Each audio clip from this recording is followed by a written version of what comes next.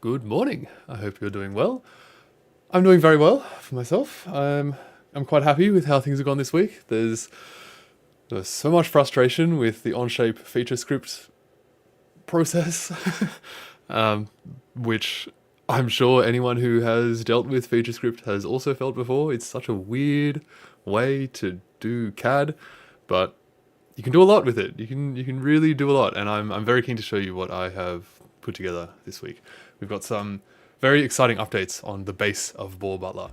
Hello, Alice. Thank you very much. I've got a big thank you later. It's right at the very end of the stream regarding the naming of parts in Onshape, which is something that very much excites me, which is a bit of a weird thing to get excited about, I will grant, but it's very helpful. And I'm very thankful for you sharing your work on Zulip. It's very good. All right, this week we do have a fun tangential thought, which is, this one is something that I've been thinking about for quite some time, and it's kind of unrelated to Jugglebot per se, but it's something that I'm kind of like wanting to put a pin in, like put a public pin in this to say that I'm like, I don't know, this is like the starting point of when I've been thinking about this, at least. Yeah, and that is a juggling room. So this is something that I feel with confidence that I will have at some point, and I just want to share my excitement for what this thing will be. It's going to be so good. So right now, when I practice juggling, I have to walk to, right now I go to this like field that I don't really know if I'm supposed to be there. The guy's kind of gotten angry at me a little bit for going on there a couple times. I don't really know, but I go to this field, and it's like a 10 or 15 minute walk away from my house, and it's a bit of a pain to go there. And yeah, if it's like bad weather or the sun sets really early as it does now in winter, it's not very nice to have to deal with that. And I've really, really been dreaming of having a space indoors where I can juggle. And like normally, of course, you can do 3-ball juggling in like any room you can stand in. But if you're doing more balls, like 5 to 7 balls, you need a lot of headroom. And yeah, normal ceilings, at least in Australia, just don't cut it. I think I've seen in some countries they have pretty tall ceilings, and maybe you could get away with some good moves in there. But yeah, no ordinary room has ceilings tall enough. But that's kind of like a universal problem. Like, okay, like I know some people go to like gymnasiums or like climbing gyms even. I've seen people in the background of videos practicing juggling in climbing gyms. And that kind of works, but I don't really like dealing with people when I'm juggling. I kind of want to be doing my own thing. So I really want like a private space where I can do this. And for me in particular, because I'll have like, as time goes on, Jugglebot's only going to get better and better. So Jugglebot will also need a space to juggle, and that's presumably going to be better off indoors almost always anyway. So I've been dreaming of this juggling room, where in this room, they're very, very high ceilings, very like open floor space, because when you're juggling numbers, you're staring up. You cannot see anything below, like, for me, it's like anything below here is just invisible because I'm just staring up so high. So you need to be able to like move around without tripping over or anything. And the special thing about this room that I would like to have is motion capture cameras in there, tracking ideally both me and the balls. And this would obviously be useful for Jugglebot, so the Jugglebot can juggle in the same space and its pattern can be tracked and everything like that.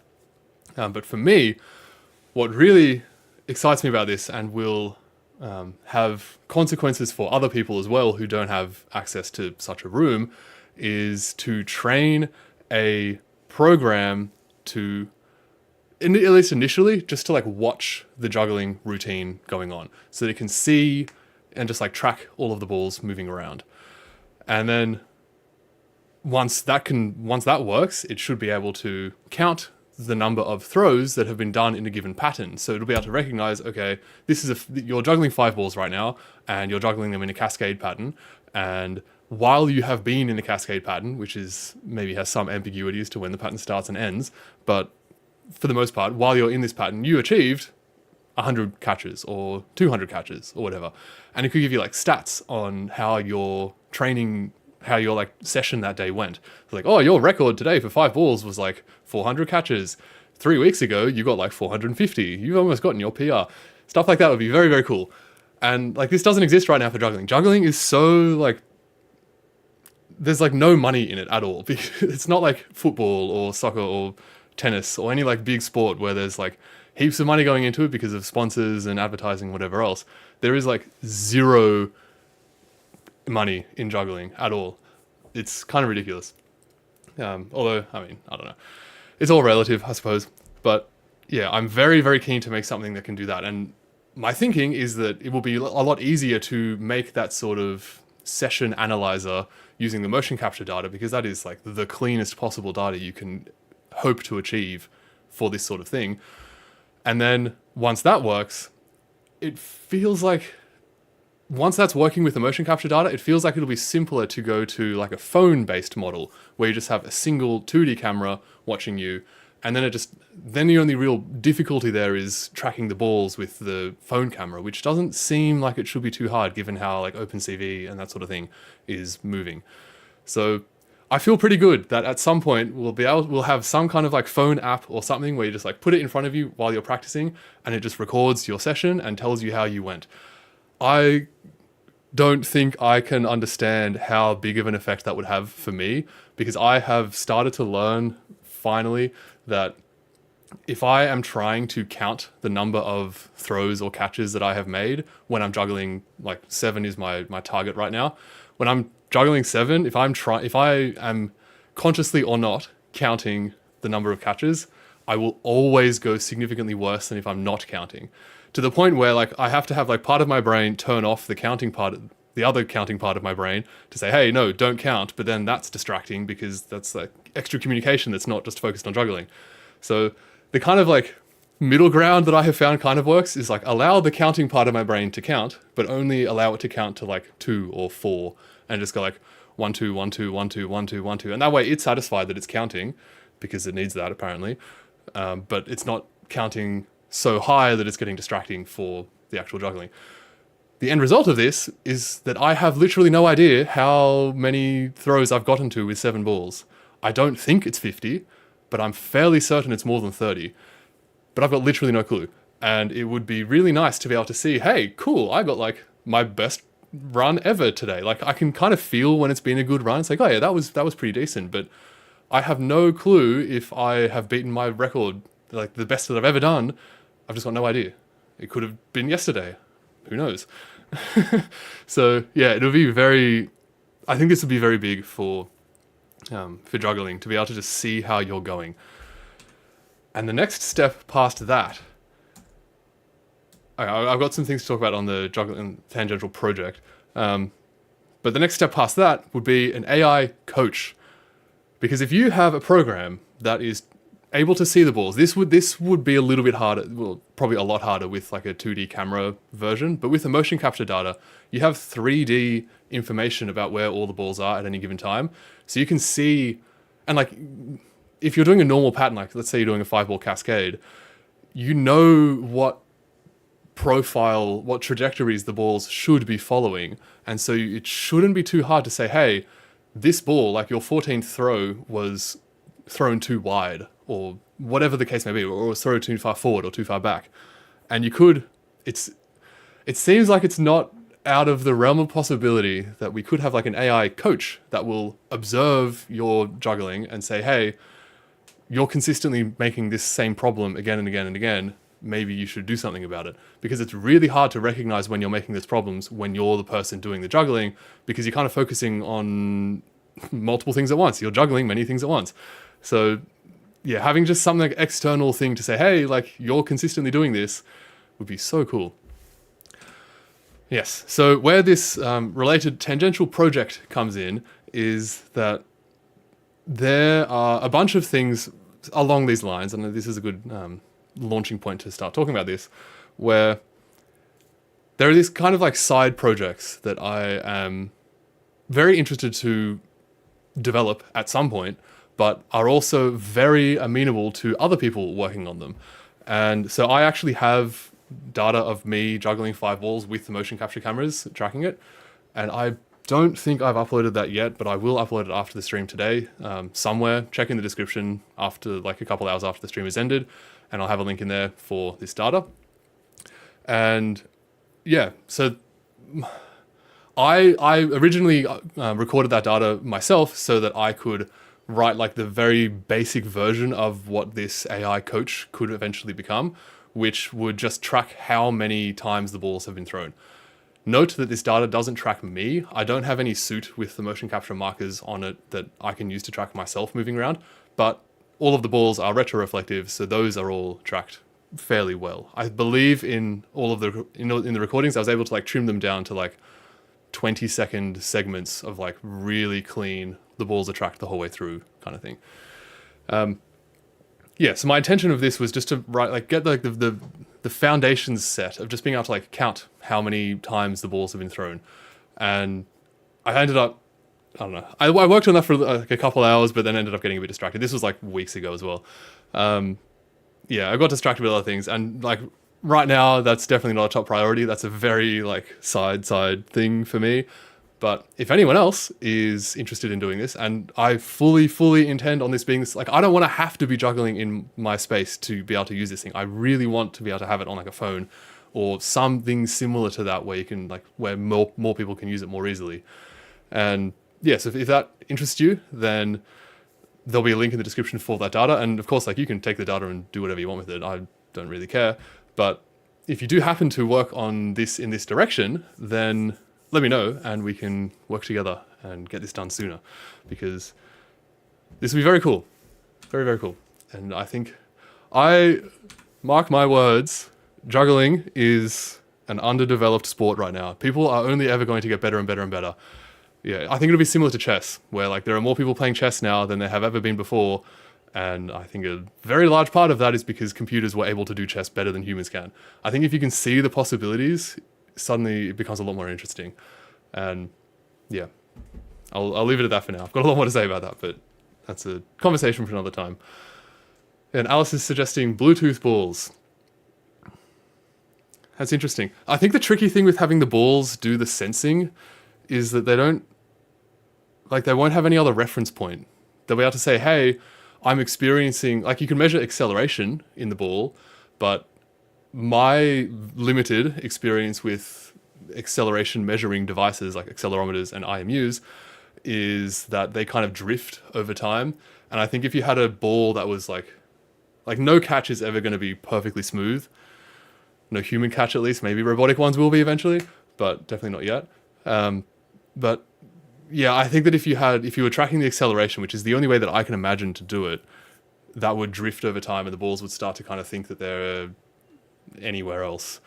And also then there's a problem of like, how do you get the Bluetooth into the ball? And like, you got to charge them, and yeah, it's a lot of faff. But I do have ambitious goals for how balls will be in the future, insofar as like timing the color of them, like with LED balls. But again, that's a problem for later. All right. So yeah, that was our fun tangential thought for the week. Now there was a lot of feedback on the last video, and it was very good on the last stream. And yeah, I just want to talk quickly about my tardiness with responding to comments on both Zulip and YouTube. I've addressed this a couple times in the past, but I want to just reiterate on this, that I do see all of the comments that people make. I have read all of them. I think there were a couple in in the first linear actuator video that I just got overwhelmed by comments. It was literally like way more than I could deal with. It was kind of insane. But for the normal videos, like the live stream videos, now I am seeing every single comment. And on Zulip, I'm seeing every single comment. I don't often reply to them immediately because I've just got a lot going on. And my Jugglebot, the time that I have to work on Jugglebot in the week is unfortunately not as much as I would like. And the comments, replying to comments kind of gets pushed back and back and back until I eventually feel too guilty and just start replying to people. But I do read them very quickly after they get posted. I get email notifications for everything, so I see them all really quickly. But just replying, it just takes time, and time is money. Well, I don't know. Time is very useful and important, and I prefer to spend that time on actual development stuff. But I am reading the comments, and they are extremely helpful, so definitely keep them coming. And I do try to reply when I can. Alice is saying, it could at least be an additional data source to make up for inaccuracies in a phone camera tracker. Potentially, yeah, if using Bluetooth balls with the phone viewer. potentially, yeah. Bapboy 2021 says, I think like golf balls that have sensors in them would be interesting, cool to look at. Is that a thing? Golf balls with sensors in them? I've never heard about that. That would be interesting. I'll have a look after the stream. If you've got any more details on that, I would love to know. Recharging would suck. Yeah. You don't want to have to recharge your balls. Alright, so the first good piece of feedback, there wasn't really any bad feedback as well. That was a weird emphasis on good. But the first important piece of feedback that I want to draw attention to now is to people were asking why I wanted to use a brushless DC motor on the base of Ball Butler. So you may remember that I have, if I go, you're going to get a bit of a spoiler here. Pretend you're not seeing this. Alright, I'll open up a CAD. Yes, so the whole Ball Butler was looking like this. So we had a small motor on the hand to actuate the hand to move up and down. I don't know how my mates are going. Yeah, here we go. So this slides up and down. We have another brushless DC motor up here to actuate the pitch axis, which will, if I fix this, you can see this guy can rock back and forth. And then I had a third brushless DC motor down the bottom to actuate the base, to get the whole thing to spin around how we saw before. This is still the funny mates from last week, but that would allow the whole thing to yaw like this, to aim. And part of the reason why I was using a brushless DC motor for all of these is because I've very much been in like brushless DC motor land for the last year or so. I've only interacted with brushless DC motors and that's it. I do have stepper motors and I was using them way earlier in the project and kind of got turned off them. And then I was also using brushed DC motors at the very start of the project and it also got kind of turned off them. But yeah, I've very much just been in brushless DC motor land. And it was very, very shortly after the stream last week, I realized maybe I don't actually need a brushless DC motor down here for the base, especially like for the hand. I think it makes the most sense if we're going to use any motor at all for the hand, which is a big topic of today's stream. But if we are going to, then a brushless DC motor makes the most sense because they are more efficient. They are, like, you can control them so well. They have so much power in them. And I really think that a brushless motor is the appropriate one for actuating the hand.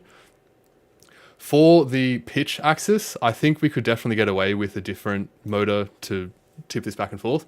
But I really like the aesthetic of the brushless DC motor here. Like that.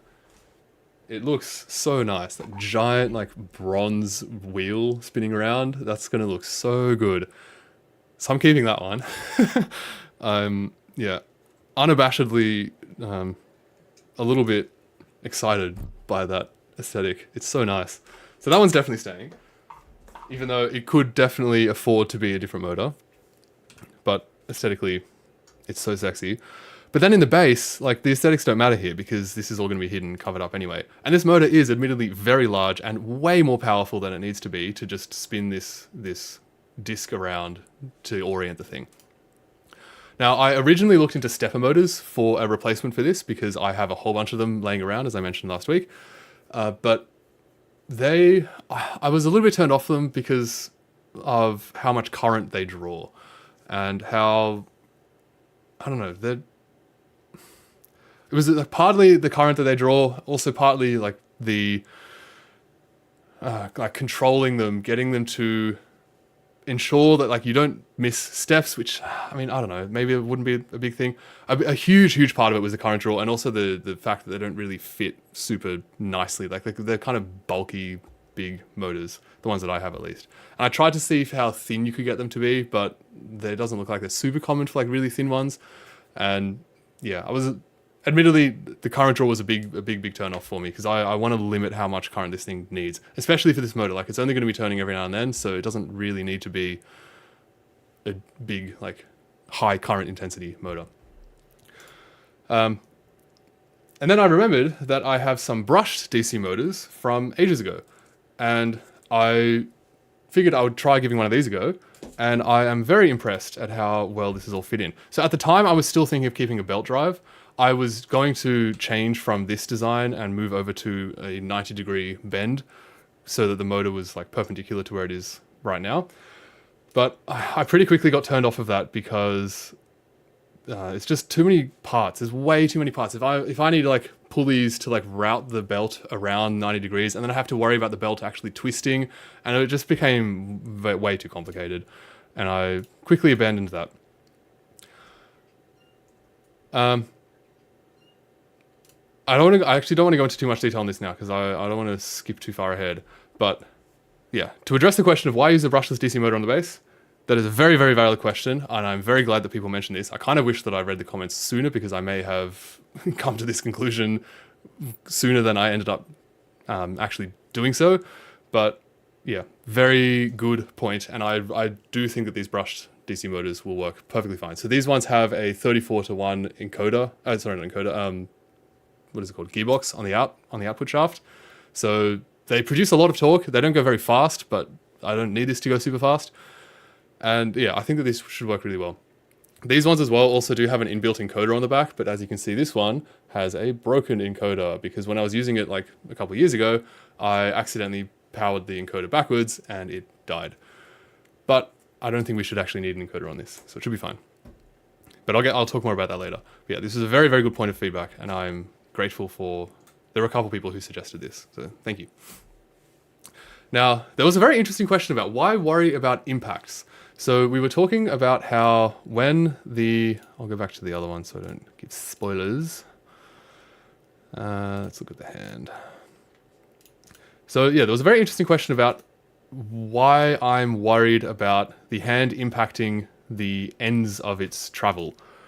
And the person who mentioned this, Thomas, I believe, said that he's seen contexts where there was a NEMA 42 stepper motor controlling a linear slider that had a 2 kilogram carriage sliding back and forth, which is pretty huge. And apparently that was crashing into the end stop at 2 meters per second repeatedly with no damage at all, which I'm like, what is the context for this thing? Why is this thing doing this? That seems like it's not a good way to go. But it is a very valid point that like if the end stop is designed correctly, then maybe we don't even need to worry about collisions at all, potentially.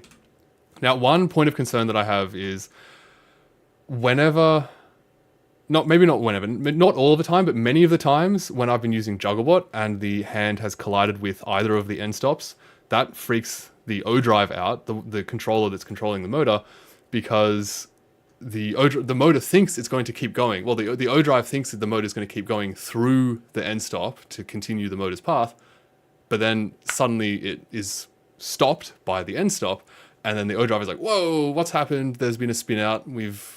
Something's gone wrong, and it like throws an error, and then I've got to go and turn off the error and reset everything. So software-wise, there's a bit of a problem there. I think that's probably overcomeable, probably soluble. But the bigger problem is that right now, at least, these end stops are only secured by a single bolt. And I believe these are M5 bolts from memory. Thanks to my fancy naming, they are M4 bolts. But this is one. And I've obviously tightened that up as much as I possibly can, but it's still just a single bolt, and it's held in with just a single T-nut, which I don't think is in the CAD model. But yeah, there's not a lot keeping that in. So every single time the hand bumps every single time the carriage bumps into the end stop, it shifts it just a little bit higher until eventually I've seen it where there's been quite a large gap between the end stop and the end of the rail. Thankfully, the gap has never been big enough for any of the balls of the carriage to escape, thankfully, but it would eventually if I left it alone for long enough. Now, it would be good if there was a stronger way to attach this end stop onto the aluminium extrusion, but I can't think of one that doesn't take up more space on the linear rail, because like if I could screw into this top screw of the linear rail, that'd be great. But it would take up an extra, 15 mil from the linear rail, and space is already pretty limited on there. I want to really make the most of this rail. And then also, like, it would be great if I could attach it onto these red parts, because then I can get more bolts to like fasten the whole thing together. But you must remember that these red parts are designed to shift up and down to tension that string. Now, we may not need that function in the design that I'm going to show you. Like, we may not need that function in the Ball Butler, because of reasons that I'll show you a bit later. And it's possible that we can attach the end stop on a bit more solidly, but I don't love that smashing into it. It just seems like a bad idea. Like, these carriages are rated, they've got some acceleration limit on how fast they can accelerate on the rail, and I'm sure that smashing it into the end stop is going to exceed that for deceleration, which I don't know if that's as big of a problem as acceleration, but I can't imagine that collision is good for the mechanical system. Alice is saying, yeah, I don't know about that. I know, I only replied to Thomas just before the stream, so I'm very curious I asked him about what the context was, and I'm very curious to know what that context is. Like, surely there's a better way to do that. But I don't know. And Alice is saying, I imagine a spring would be enough. Hold that thought. Hold that thought. Thread a hole in the end of the extrusion. Yes, okay. So I considered... we could, so I believe what Alice is suggesting is we can drill a hole the whole way through the extrusion here, like through... If I can grab a circle... through the entire way through here, and then have like a bolt on the other end, and that way this bolt will not be able to, a nut on the other end, and that way that bolt that's holding in the end stop will not budge at all. But now that I've made the section view, you can probably see the problem with that, is that if we want to use the adjustability of these red parts, then that adjustability comes from this central bolt in here, which is in like the end of the extrusions are threaded, are tapped. Yeah, and yeah, these bolts would collide, basically, if we did that. Again, we may not need the adjustability for Ball Butler, so we could potentially get away with something like that, but we'll talk more about that later. There's other things that play into this. And yes, the last big feedback was, why use belts at all for the base of Ball Butler? So, as I was saying, my original plan was like this, where it was just a very simple belt drive that went around here. I was hoping that tensioning wasn't really going to be that big of an issue, and that I can just increase the diameter of this red part, or make like a sleeve that goes outside this bearing to increase its radius, and that way I could tension it. I got some feedback on that being probably not such a good idea, and that I would probably need some actual tensioner in here. Because like what I was just proposing with increasing the size of either of these two wheels, that would require me taking the whole thing apart and then kind of like finagling it together so that the belt is all tensioned during the process of me putting it together, rather than putting it together and then tensioning some tensioner, and then that would make the belt tight. That's the latter approach is definitely the better way to do it, so that you can like put everything together and like assemble it all with the belt a little bit loose, and then specifically tension the belt. That is definitely a much better way to do it, but I couldn't figure out a good way to do that in these space constraints, and yeah, so I ended up with this. And yeah, there was a fair bit of feedback on the belts not being such a good idea, and after a lot of messing around, I agree. What are belts even good for? I mean, come on. It's like every time I tried it, I want to use a belt drive for something. I've been trying so hard, but I just keep getting pushed away from them. One day. So yeah, the TLDR answer for that is I have definitely moved away from belts. And that gets us on to the next part. Bye-bye belt drives. So if we're getting rid of belts, what are we going to go to instead? We need some way to take the output of a motor, so either the big brushless DC motors, or more likely, the small brushed DC motor. How do we get the output of this to turn the base of Ball Butler around in a precise, controllable, smooth way? This took me a very long time to get to the end point. I want to take you on the adventure that I went through to figure this out. Because I remembered, originally, I was like, okay, well, for one thing, I don't want any backlash, because I need to make sure that the position of this this output gear, like the base of Ball Butler, I need to make sure that that is positioned within less than 1 degree, which is a fairly wide margin, but I really want that to be as small as possible. I want to have it, that error is to be as small as possible. I want to be able to position this thing extremely precisely. And to do that, we would need no backlash. And of course, no backlash is not really a thing. There's always going to be little smidgen. Even in the motor output shaft, I've noticed with these brushed motors, there's actually a little tiny bit, I guess it's probably because there's a gearbox in here, but there is a tiny bit of backlash in these motors just directly from the motor. So like without even anything that I've done. So I want just as little backlash as possible. And I remembered watching this video from Mishin, which I strongly recommend. There's a link in the description for this, and it's so good. And he talks about this thing called a trochoidal drive. Trochoidal? Weird word. But it's such a cool idea. Look at this. Like that. He claims that there's no backlash, and I mean, it seems pretty good. And yeah, so he goes through this design. He makes this one with the conical rollers, and you kind of can see... he's got a bit where he shows the CAD. Yeah, this thing where he's like rolling. Oh, he doesn't actually move that one, does he? You can watch this video and check it out for yourself. And it's very cool. Here we go.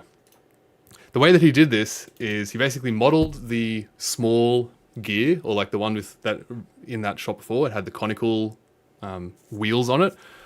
He then wanted to make it so that the wheels were just cylinders. And for both of these, the way that he modeled them was like this, where he had... Like, he modeled the small part and then passed it through the big part and cut it out as he... Like, for every single step in that simulation, it would take, like, a Boolean remove of the red parts from the grey part. And you can see that's why it's, like, kind of stair-stepped up here. And this is very cool. And I was like, oh, okay, cool. Annoyingly, he didn't make any of those files public because he said that he wanted to patent this idea and then got turned off the idea because he discovered that there was an actual patent for it already. And then the end result is that he has not shared those files. And that really frustrates me because like he's gone to the effort to make this thing work. He's got the Onshape FeatureScript script that can produce this sort of gear interaction for you. But he just hasn't shared it. And I spent so long trying to recreate it. But I, as everyone is well aware, I'm not the most savvy at software things. And let alone, like, definitely not for Onshape's FeatureScript. And I just could not get it to work. I want to quickly show you some... the starting process that I was looking at here to get this to work, but never ended up getting it. So the general idea... I found these FeatureScripts that someone else had made. There was one... there's one called Rot Trace, and there's one called Envelope 3D. And I'll try to find the I think it was like a forum post on the Onshape forums where people were talking about this. I'll try to find that and put a link in the description. There's not currently a link there now. I'll see if I can find that and I'll put a link in if I can find it. But the general idea is that you can model a shape. Like in this case, we've got two gears. Well, one gear to start off with, just this blue one. And then you can trace out the path that one instance of, in this case, the tooth makes. So this is like that path that it follows. And that's what Rot Trace does. And it makes a whole bunch of these surfaces that shape will trace out. And then it's supposed to, there's that second FeatureScript called Envelope that is intended to basically stitch together all of these surfaces that we have just made and turn it into one smooth surface. And for some reason, I could never get that to work with like anytime I would configure the part that's like making the cuts myself, it would all just fall apart. And we ended up with like these like horrible, let me see if I can show the right thing.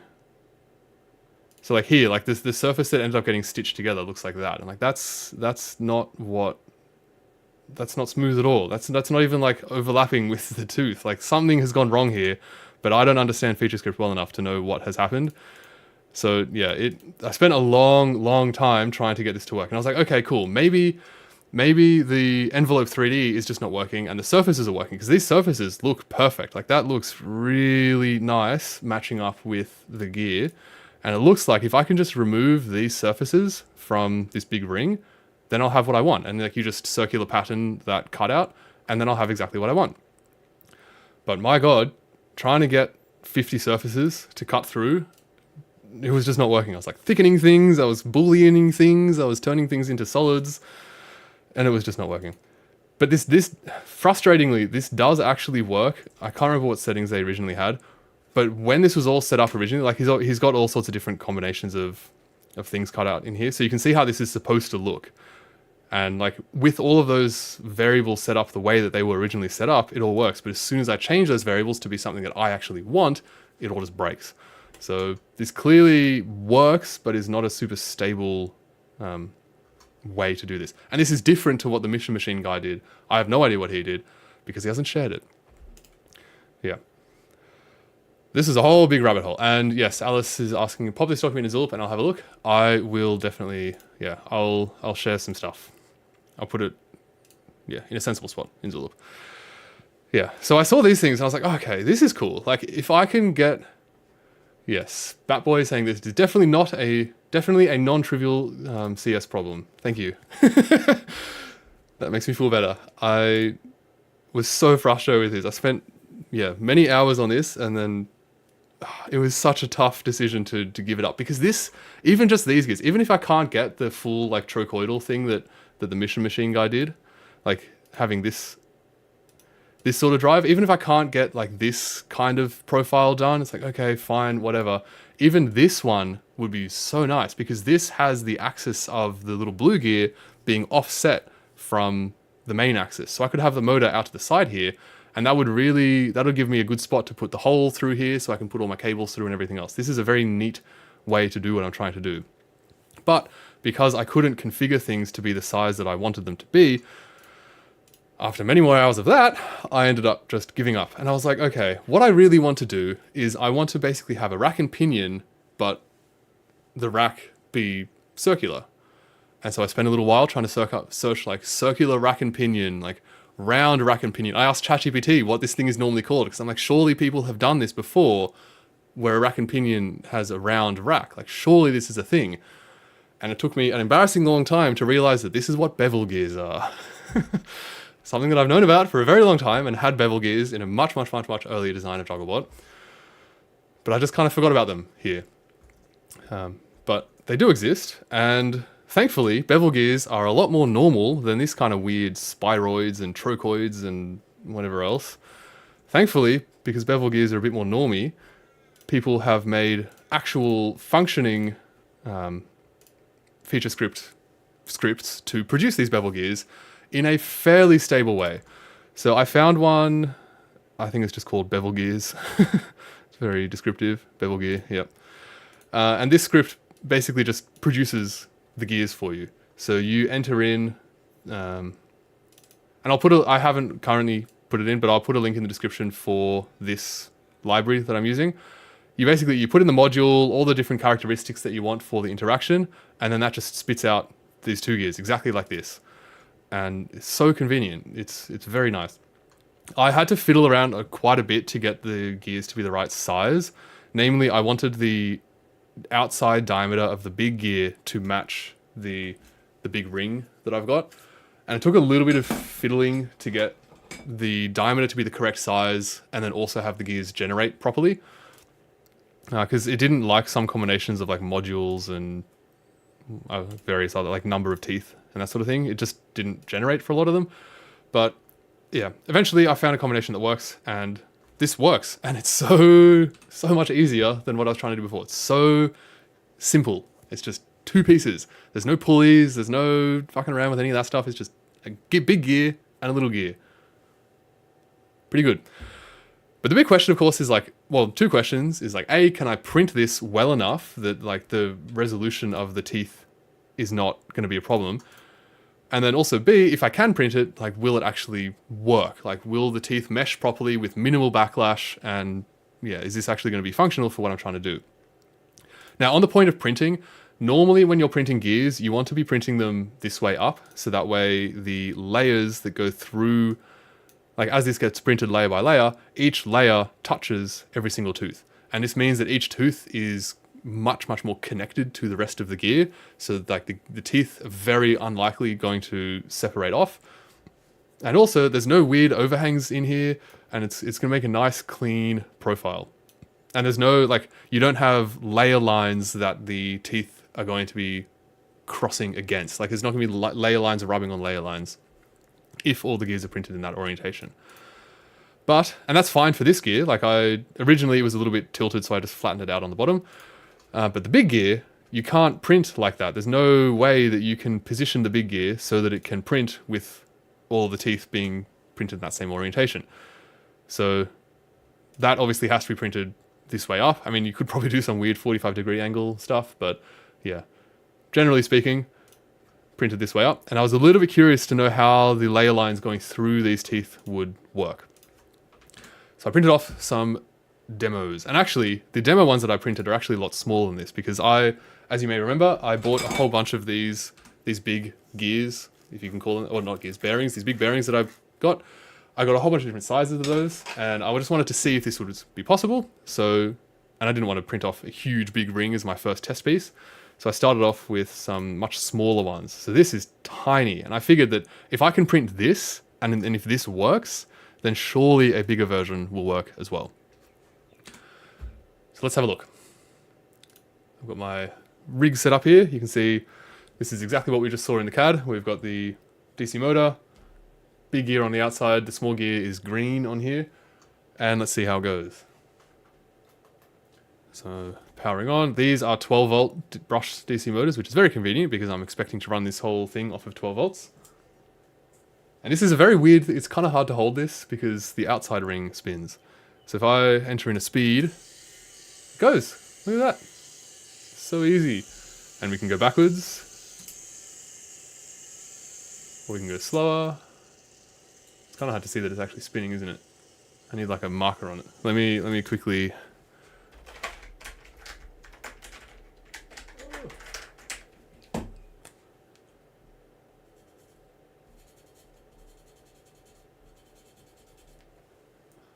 Hopefully that's visible. And yeah, like when the power is off, it's completely silent and there's no discernible backlash beyond what the motor already has in it. So as I mentioned before, there's like a tiny bit of backlash on the output shaft of that motor, but other than that, there's nothing. And it's very clean. Like it actually goes quite fast when it's going at full speed. Like that's pretty decent. And then you can also go much slower. It's very cool. It's obviously, it's very loud. Hopefully that's coming across over the mic. It's, yeah, a very loud system, but it works. And it should be more than enough force. I tried loading this up just to see how strong that the whole system is. So I tried just like holding the two sides of that bearing together so that it was like pushing against me. And perhaps unsurprisingly, basically immediately, the central shaft of the small gear just like deformed and gave out. Which brings me to the biggest problem that I have with these motors, which is that if you look at normally there's like a little cover on the back here to cover up the encoder, but this is the broken encoder one, so I'm kind of considering just taking this off. But ignoring that, the only way to mount this is with mounting holes on the face, right fucking next to the output shaft. Why is that a good idea? Why not put something to mount it on the back or somewhere else? And also, like, the shaft is tiny. It's like a 4mm diameter shaft, and that little flat spot is not, it doesn't go down like super far down along the shaft. So it's very hard to print something that will actually grab that strong enough. Now, originally, the first gear that I printed that sheared pretty much, well, not sheared, but like just deformed out of the way, that was only printed with 2 walls, so like that's probably why it failed. And the reason why the gear now is green is because that's printed in ABS, which I figure is going to be a bit stronger. But I'm struggling to think of a good way to attach the pinion gear to the motor so that it doesn't have that risk of just slipping off.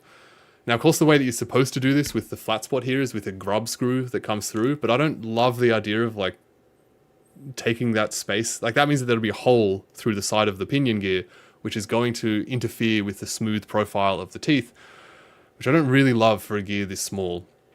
I kind of feel like that's a bit of a dangerous way to go. I'm kind of strongly considering just like gluing the gear onto the output shaft using, what is it called? The really strong glue. It's blanking on the name. I keep blanking on it. But yeah, basically just like fastening, like gluing the two together so they never come apart. Which is obviously a bit risky because I may need to take this apart at some point, but also, I mean, if I do things right, then I won't need to. So we'll see. I don't know. If anyone's got any suggestions for how to fasten something onto this tiny little shaft, in a good way, I would love to know. Yeah. Now, there's one other small thing that I want to mention before I have a look at comments. With this design that I just showed off moving around, which is that because the only way to mount this motor is through these holes right next to the output shaft, my like mounting mechanism looks like this, and I obviously haven't modeled the bolts in here, and if I did, I would have realized that there's such a little clearance between here. Like, this is so obvious seeing this now, but I didn't see this before. JB Weld, that's it. Thank you, Eureka. Yeah, I didn't see this before, but the bolt head rubs on the teeth in here. So if I want to avoid that happening, which of course I do in the actual design, then I need to make sure that like whatever is being used to fasten the motor down, that has to be super thin in order to have enough space for the bolt to go in, which I don't love. Like, the only way to attach that is with a really thin faceplate, which I guess is fine if you're using metal. Like, if you have like a 2mm aluminium sheet or something, that's going to be no problem, assuming your bolts are really thin as well. But using printed parts makes it kind of tricky. Yeah. And yeah, so the consequence of that now is, I don't know if this came up in the camera, maybe, I don't know if, yeah, it might have, but there's all little like red flecks around on my desk now where I was running this, because every time that gear spins, the head of the bolt is just like grinding into all of these teeth and shearing them apart, which is obviously not great. Now, there's one other problem that I have. The main big lingering doubt in my mind as to the viability of this design is to do with the positioning of the motor, because I noticed that like this is all just printed out exactly as it is in the CAD, and there's no wiggle room in here. Like, these holes are just holes. So the intention is that the bolt just comes up through here and everything is just perfectly aligned and it all works nicely, which, I mean, in the CAD it does. Like, look at that. Nice and clean meshing. So good. But of course, in reality, things didn't quite line up perfectly, and I had to use a bit of persuasion to get everything to be screwed in nicely.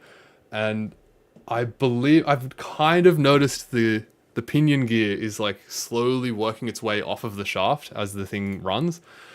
So I'm like kind of considering, like, will I need some end support for the pinion here to stop it from just like coming out? Or I may need some way to attach the motor with a little bit of adjustability, with like slots, for example. But the big problem that I'm thinking of with any way that I've imagined to design these slots will make it really hard to like properly lock the motor down once it's in the right position.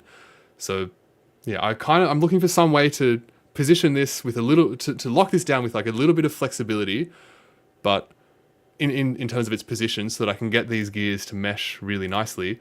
But it needs to be secure enough that once it is locked down, the motor's not going to move anywhere. Yeah. Ultimately, I think that that's a lot simpler than all of the messing around that I would have had to do with the belt drive and all of the pulleys and the tensioning and everything like that. I think that this is significantly simpler, but it's still an issue that needs to be solved. Also, keep in mind that this CAD that I'm showing here is just for that test rig. So the way that it's actually going to be set up is with the inner race is the actuated one, and the motor will need to be fastened to the base of the whole system in some way, which I'll show once Onshape eventually loads. All right, yeah, let's have a look at comments. Rudiger suggests, try building with Lego Technic sometime. The bevel gear idea would have come to you very quickly. Yes, I do kind of wish I had more Lego stuff. I had a lot growing up. Lego was a big, definitely a favorite toy between my brothers and I. Yeah, we had a lot of fun with Lego. And I actually did one of the first robotics comps with like the Lego NXT kits, which was a lot of fun, and I learned a lot about some cool mechanisms through that. But unfortunately, I don't have any right now, and I mean, I'm gonna have to like sell my kidneys if I want to buy any Lego now. It's so damn expensive. But you're right, like, yeah. Having a little set of Lego gears would be pretty helpful. And there's like the pieces with all the holes through them, so you can like position like the axles through the holes. You're right. Yeah, I'll have a look. I'll see if I can find like a kit of gears. Yeah, that'd be very handy. That's a good suggestion. Thank you. Batboy says, I have printed gears like that before. I can't really speak for Backlash, but they felt good. Yeah, and a cool thing about this feature script that I found that does the bevel gears is you can set that helix angle, so like how much of like a twist each tooth has. And I have it currently set to like 5 or 7 degrees or some small number. I believe that having a larger twist will reduce backlash, but it will increase friction and yeah, potentially make the whole thing a little bit less efficient. I am expecting to put lithium grease all the way around on this. Not a huge amount because this is going to be vertical and there's going to be stuff below it. And I don't want there to be so much grease that it's just going to be like dripping onto stuff below. But I'm expecting to put a little bit of something on here to make that slip a little bit easier. But yeah, with this angle that I've got on here, I think the small one might have been 5 and this one might be 7 or something like that. But it feels really nice. And so here, yeah, I've got the same deal. I've got the gear and the pinion, and the big gear is obviously attached. And yeah, they mesh really nicely and it feels quite smooth running around. But I don't yet have a way to fasten the motor, so I can't actually run the big one yet. There's a bit of an oversight. But there's also, yeah, just to comment on the printing, they all printed perfectly, like really, really nicely. I did use a 0.2mm nozzle for all of these gears, and like this big one took quite a while. I think it was supposed to take a bit over 6 hours to print. I put it on sport mode, which is like 124% speed, bit of a random number. But yeah, it all printed like really nicely. I don't know, there's not really any defects that could show up on camera, but maybe so you can get an idea of the general quality. Oh, come on, focus. No. Well, maybe you got a flash when it was focused like that. Regarding this little cutout bit, I'll talk about that in a sec. Batboy also says the best way will be to get a metal sheet collar, then add like a hex feature or bolt pattern that will attach to the 3D printed gear. I'm not sure what you mean with that. Rugger says, I only joined before, not sure if you covered this, but why is the motor inside the bearing and not on the outside? That's a good question. So yes, this is what I wanted to show before that was not loading. So here is the base of the system, and on the top is going to be all of the pitch stuff. So all of this stuff that does like, oh, come on, there we go. The one that actually like, all of the stuff that does the actual throwing and like the pitch angling is going to be on top of all of this. And is going to be on top of that black plate. And I want this whole thing to be, like, I want it to look good. I mean, aesthetics is obviously not as important as function. Like, function definitely comes first, but form is nothing. And I am a bit of a stickler for things looking good. So I want the bottom of this to be really kind of nice and clean. And my thinking for the best way to do that is to have all of the motor and everything inside the base in here. And it would probably be a little bit easier to mount the motor if I was allowing myself to put the motor like 180 degrees flipped from where it is right now, if it was sticking out the back here. But aesthetically, I don't love that, and it's going to make it a bit more difficult to actually use it in situ. Because ultimately, this is all going to be sitting on top of that shelf behind me, the dark brown shelf. And it's going to look a little bit something like this. I've removed the base box, but you can hopefully imagine this will be sitting on top of a box here. And I kind of want to keep it like kind of symmetric and nice and clean is ultimately the reason why it's inside. Yes, so you can see here, the motor currently has nothing to be attached to because this gear is spinning, this black part is spinning with the red gear. They are going to be attached. And like the way that they're going to be attached is through the inner race as well. So those are all of these parts here, this, and this are all fastened to each other with the 4 bolts coming from the top here. Maybe if I go into translucent mode, it might make a bit more sense. Yeah, so hopefully that makes sense. And so then the only thing that's actually fixed is this outer race. So I'll need some way to attach to that outer race down around the sides, and then there'll be some kind of little box in here for whatever needs to be in there. At least the motor. Maybe more. Probably more. Definitely more. Batboy says, some people also clamp the gearbox and just rely on friction. Yes, if the gear was straight cut, it would want to push off the shaft less. Yes. Very good point. If I didn't have this sweep on the gears, then yes, they would not really be wanting to push themselves off. That's a very good point. I did not think about that. Maybe I should try some straight gears. Yeah, I do kind of think that JB welding the gear onto the motor kind of... Is there any way to undo JB weld? Is there like some kind of special solvent or something that will dissolve JB weld, or at least soften it? Because if there is, then I would be much, much more okay with just JB welding the gear to the motor. Because I don't love the idea of sacrificing a motor if I do change anything about the design. Or if the gear wears down or something like that. Yeah. Okay. Okay, regarding friction for the motor mount, I have considered, because I don't love the way that, like, the position of these two mounting holes, I have considered some kind of like a printed clamp that can just grab onto the motor like around the outside, and that should work. It's going to be hard to stop it from spinning at all, but I think it won't be impossible, like, especially if I line that clamp with rubber of some sort, and I've got some, I can use like a bike tube, for example, that sort of thing, to just give it a bit more friction. I think that could work, but, and I'm open to that idea. If that makes it easier to position the motor with a little bit of freedom in its position, I am very happy to go with that. But my default operating assumption right now is that I'm going to be using these two holes because those are the easiest, most secure way to attach the motor. Yep. Could actually, by manipulating the helix angle, you could probably make the pinion want to push towards rather than away from the gear. Can that work? I don't know. Because I want this to be able to rotate in both directions as well. Maybe. I don't know. I kind of feel like it's always going to want to go outside, which would do what you're suggesting. If the motor was flipped around 180 degrees, if the motor was over here, then the gear would be trying to push into the motor. But maybe changing that sweep angle will fix it. Let's do a quick little test. Let's change this.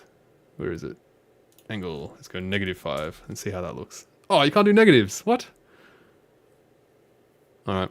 There goes that. I don't know. Someone who's more familiar with gears might already know the answer to this, but yeah, I kind of feel like it's always going to be wanting to push out, like radially out from the center of the big gear. Reverse the sweep and it will push into the not off the shaft. Yeah, reverse, but yeah, I can't reverse the sweep. It doesn't allow me to do negatives. The metal collar comment was about attaching the pinion to the gear. Okay, so get a metal shaft collar, then add a hex feature or bolt pattern to a hex. Okay, all right. So you're suggesting to...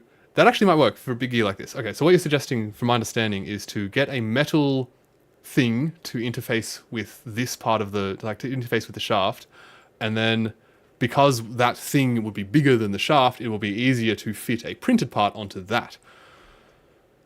And that's a good idea.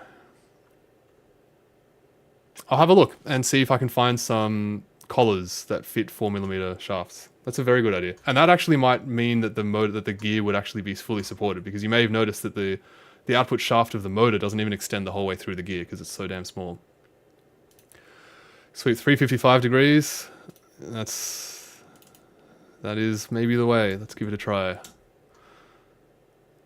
Doesn't like that either. What does it go up to? What does it accept?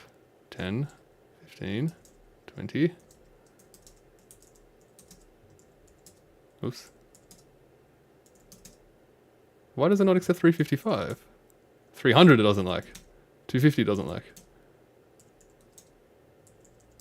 Anything over 180 it doesn't like. Okay, so what about 175? Let's try that. What? Okay, yeah, this is the big problem that I had, is if you can't read that, it says bevel gear, whatever, did not generate properly. Current selections would create a self-intersecting body. Yes. I spent quite a while, whenever it was, this week, getting values that would work to give me the size that I wanted as well. Because you may notice that there's no feature in here that inherently tells you the size of the gears. So I had to just manually go through, make this other extrude. Let me show you here. I brought the bottom... Oh, okay. Well, I brought the bottom down below because, like, originally the gear ends right here, and there's no, like, Oh, all right. I guess it sometimes doesn't, sometimes doesn't. But I basically look at this diameter here and then just say, okay, I need this to be a little bit bigger or a little bit smaller than it currently is. So I need to change the, and I just sat there like tweaking the values until eventually it got to the size that I want. And then it was more tweaking to get the thing to actually generate properly. So it was a lot of just trial and error to get it to work. It's possible that there's some way to change that sweep angle to get it to generate properly, but I suspect it's just going to be a lot of like trying different numbers. Maybe with a different module and a different number of teeth that will work. And I agree that if the sweep is inverted, it should be trying to push inwards. Maybe it's kind of hard to visualize. Yeah. I do like that idea, but I don't think it's going to work with this. Maybe we can like mirror the whole thing potentially. I don't know. Yoroka just checked about removing JB World. Apparently it's quite difficult to remove once hardened. High heat and mechanical force might be the only options. Ugh. Yeah, okay. Batboy says, looking at this, I may be a tad spoiled with SolidWorks Toolbox. Yes, this is... I don't know. I think it's just a reflection of the age of Onshape. Like, it's a fairly new CAD software, and yeah, it definitely doesn't have the full suite of tools that SolidWorks has. But they're getting there, and it's getting better all the time. So yeah, it's definitely a bit of a drawback, but here's what it is. Add a piece onto the outside of the gear that it can push into. Yes, that's what I'm thinking now. So because there's this outside race here will not be rotating, it provides and neither will the motor, obviously, now that we actually know that. That provides a pretty good spot for me to just chuck a little bearing in here and make sure that pinion like pushes up against that bearing, and that way it's not going to be able to slide out. I agree. I think that's the easiest way to solve the problem as it is right now. Yes.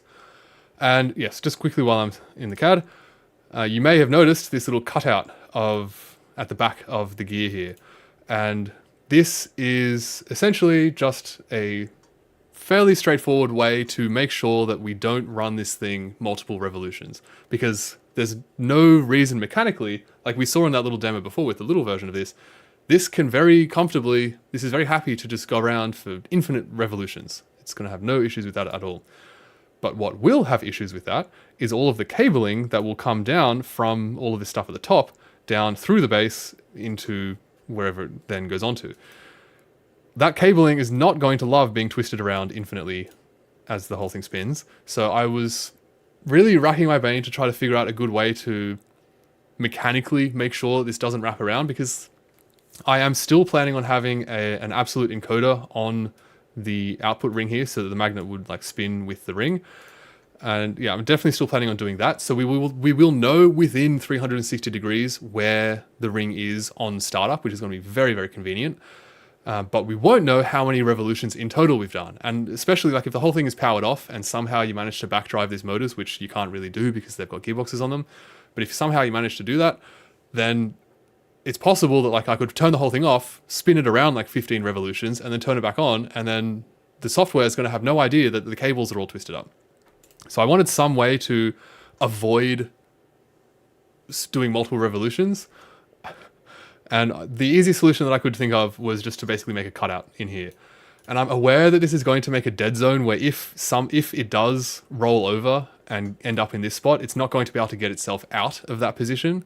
But I am okay with that for now, because I would rather me manually go over and give it a little touch to get it back going again, versus risking having the cables get all tangled up. I think that this is obviously not perfect. It would be great if there was a way to stop, for it to be able to rescue itself out of that dead zone, but it's easy and it should work well enough. I've considered I feel like there's some clever way with springs here, where the spring will like constantly be holding it against the gear. So like if the gear continued wanting to spin this way, then rather than just spinning in free space and like pushing itself away from the big gear will be like held in contact. So it'll be like ticking over somehow. I feel like there's some way to do that with springs. Yeah, but I'm leaving that for later. Yeah. If someone knows how to do that, Batboys said they've seen it before. So if you can find any sources or anything, then yeah, I would love to know. But for now, I'm just leaving that for later. All right. I believe that's everything for now. And yes, ... how to mount the motor. Now, okay, there's one little story that I want to mention here before I move on to the next thing, which was to do with my setting up of this test rig that you saw, this one here. So the way that this is working is I've got a Teensy plugged in over here with the same sort of rig that I had when I was doing the CAN testing before.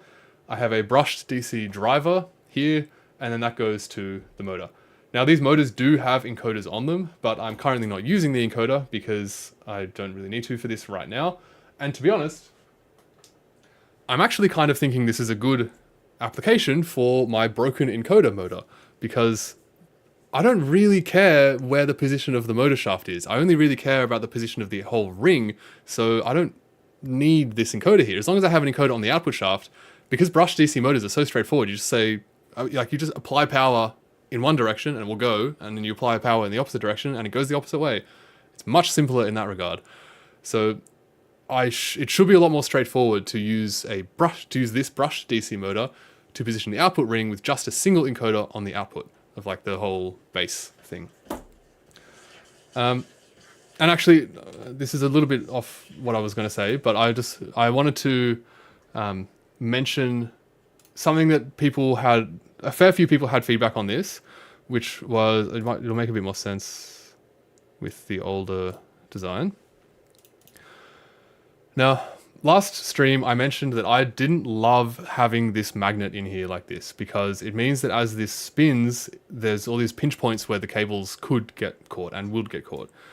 And I was looking into off-axis encoder options, where you basically measure the amount that this is spun with an encoder that is not concentric with that. And sorry, I need to let my cat in because he's scratching at my door. Come on.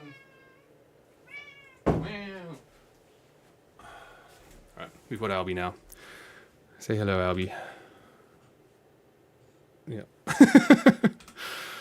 Ah, cats. And yeah, so some people were suggesting I could use an on-axis encoder, but off of my main axis, by having a gear in here where there's, like, let's say there's a gear on this red part. There's a gear here, and then there's a gear that's attached to an encoder next to it. And then as the big red ring spins, that will then spin the encoder gear, which we'll then be able to track, and we'll be able to know exactly where we're positioned.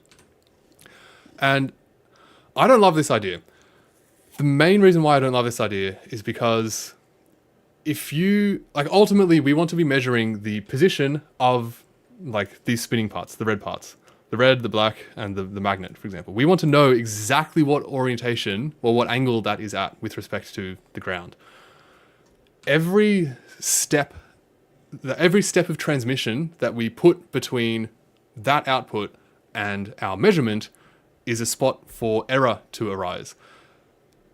Especially if we're using gears here, then there's going to be even like a tiny amount, there's going to be a small amount of backlash in there, which means that the output shaft would have moved, but the encoder hasn't picked it up yet. And that's going to make it a lot more difficult to position this thing precisely. So yeah, I don't know. I briefly considered that, and it is simpler in some regards, like not having to deal with a magnet or some kind of encoder directly in the central shaft will make it nicer for routing cables, but I don't know. I don't love this idea of having a transmission to the encoder. But anyway, yeah, going back to what I was originally going to say. So with my setup here, I have a brushed DC driver, which someone is asking, Batboy is asking, I've got some other ones here. Let me show you. They are, the name isn't on them, but if you search MD35A, it comes up. That's not their actual name, but that's how I found them. I bought these a long time ago when I was starting off on Jugglebot.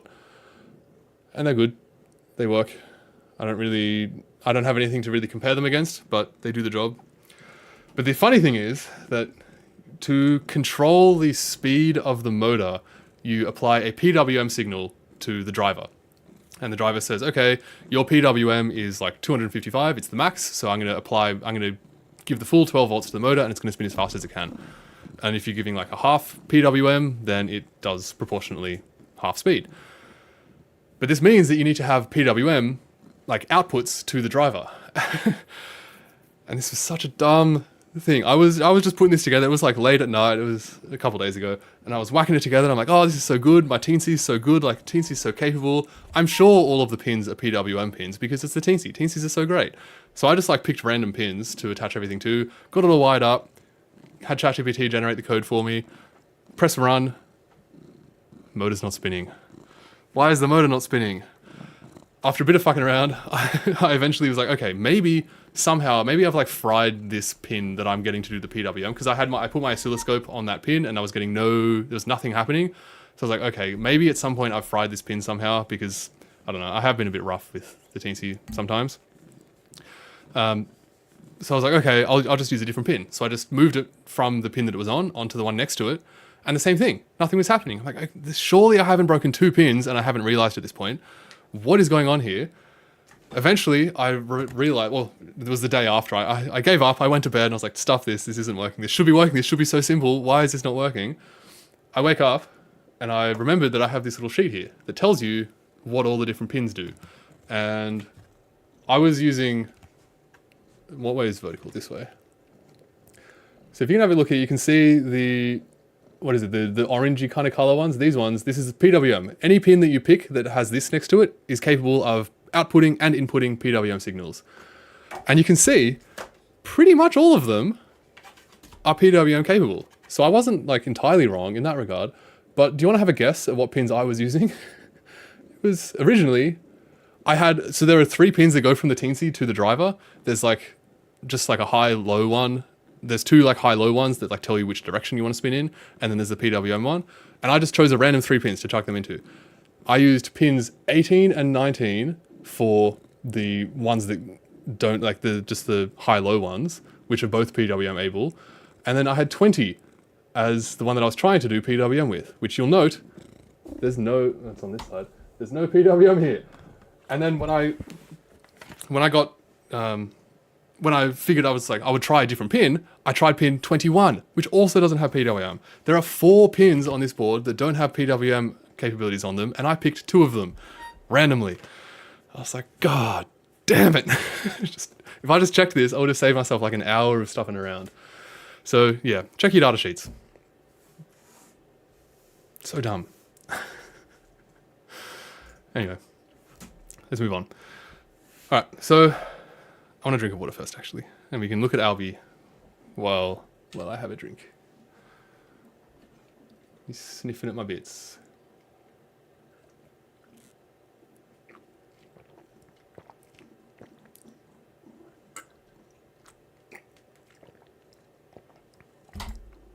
What are you doing?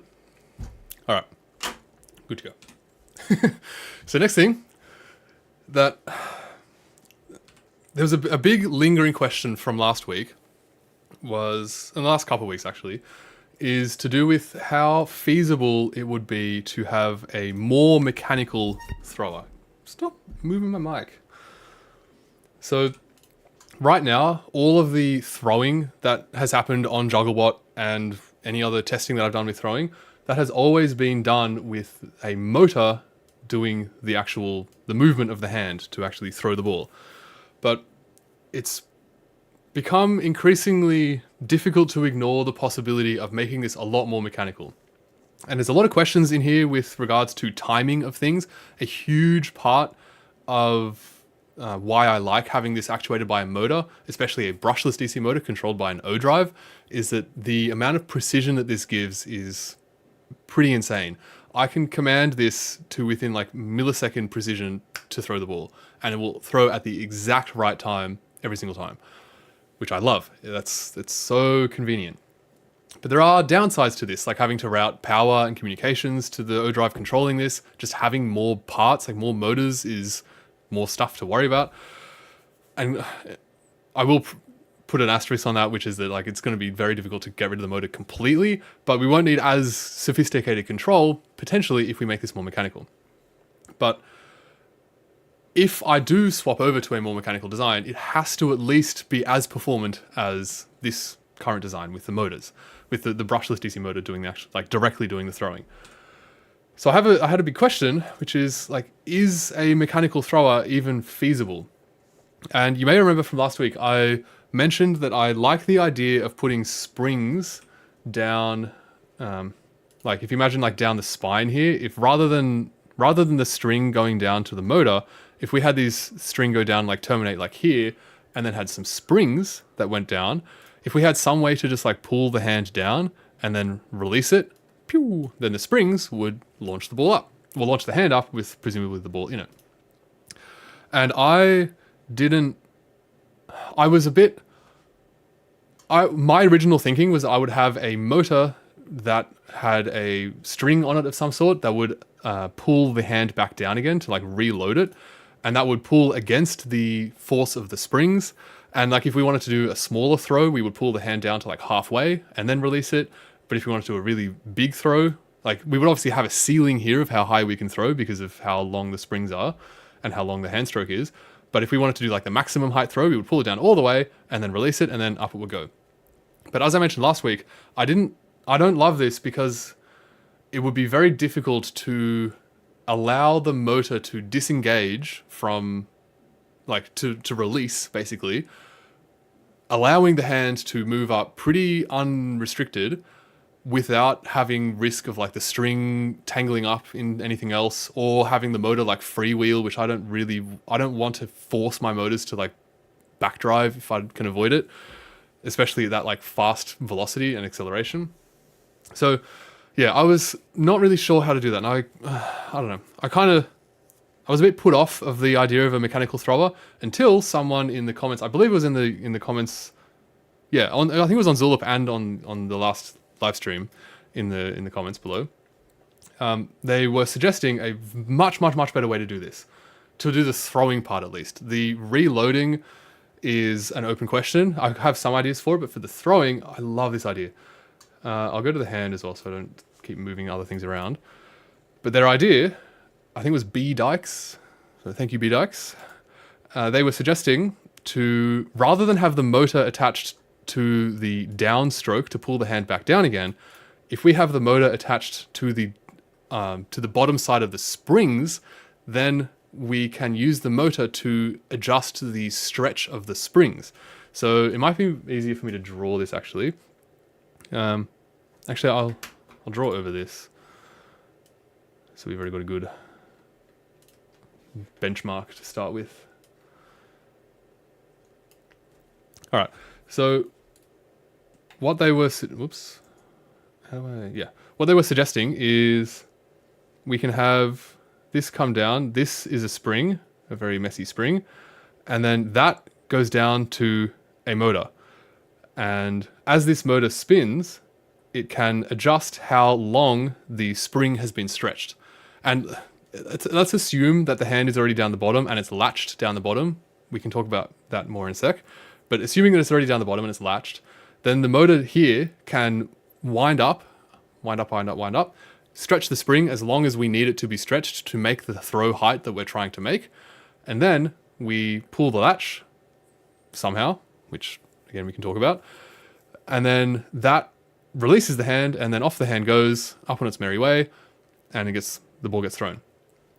And this way, the motor will never need to, the motor's not going to be the thing that's engaging and disengaging with the hand. It will only ever need to roll, like to rotate in order to stretch or unstretch the spring, which I love. I really like this idea. I think it's a very clever way to do this. But of course, it means that we need some other way. Like this motor is only ever going to contribute to pulling the hand up. It's never going to allow the hand to go back down.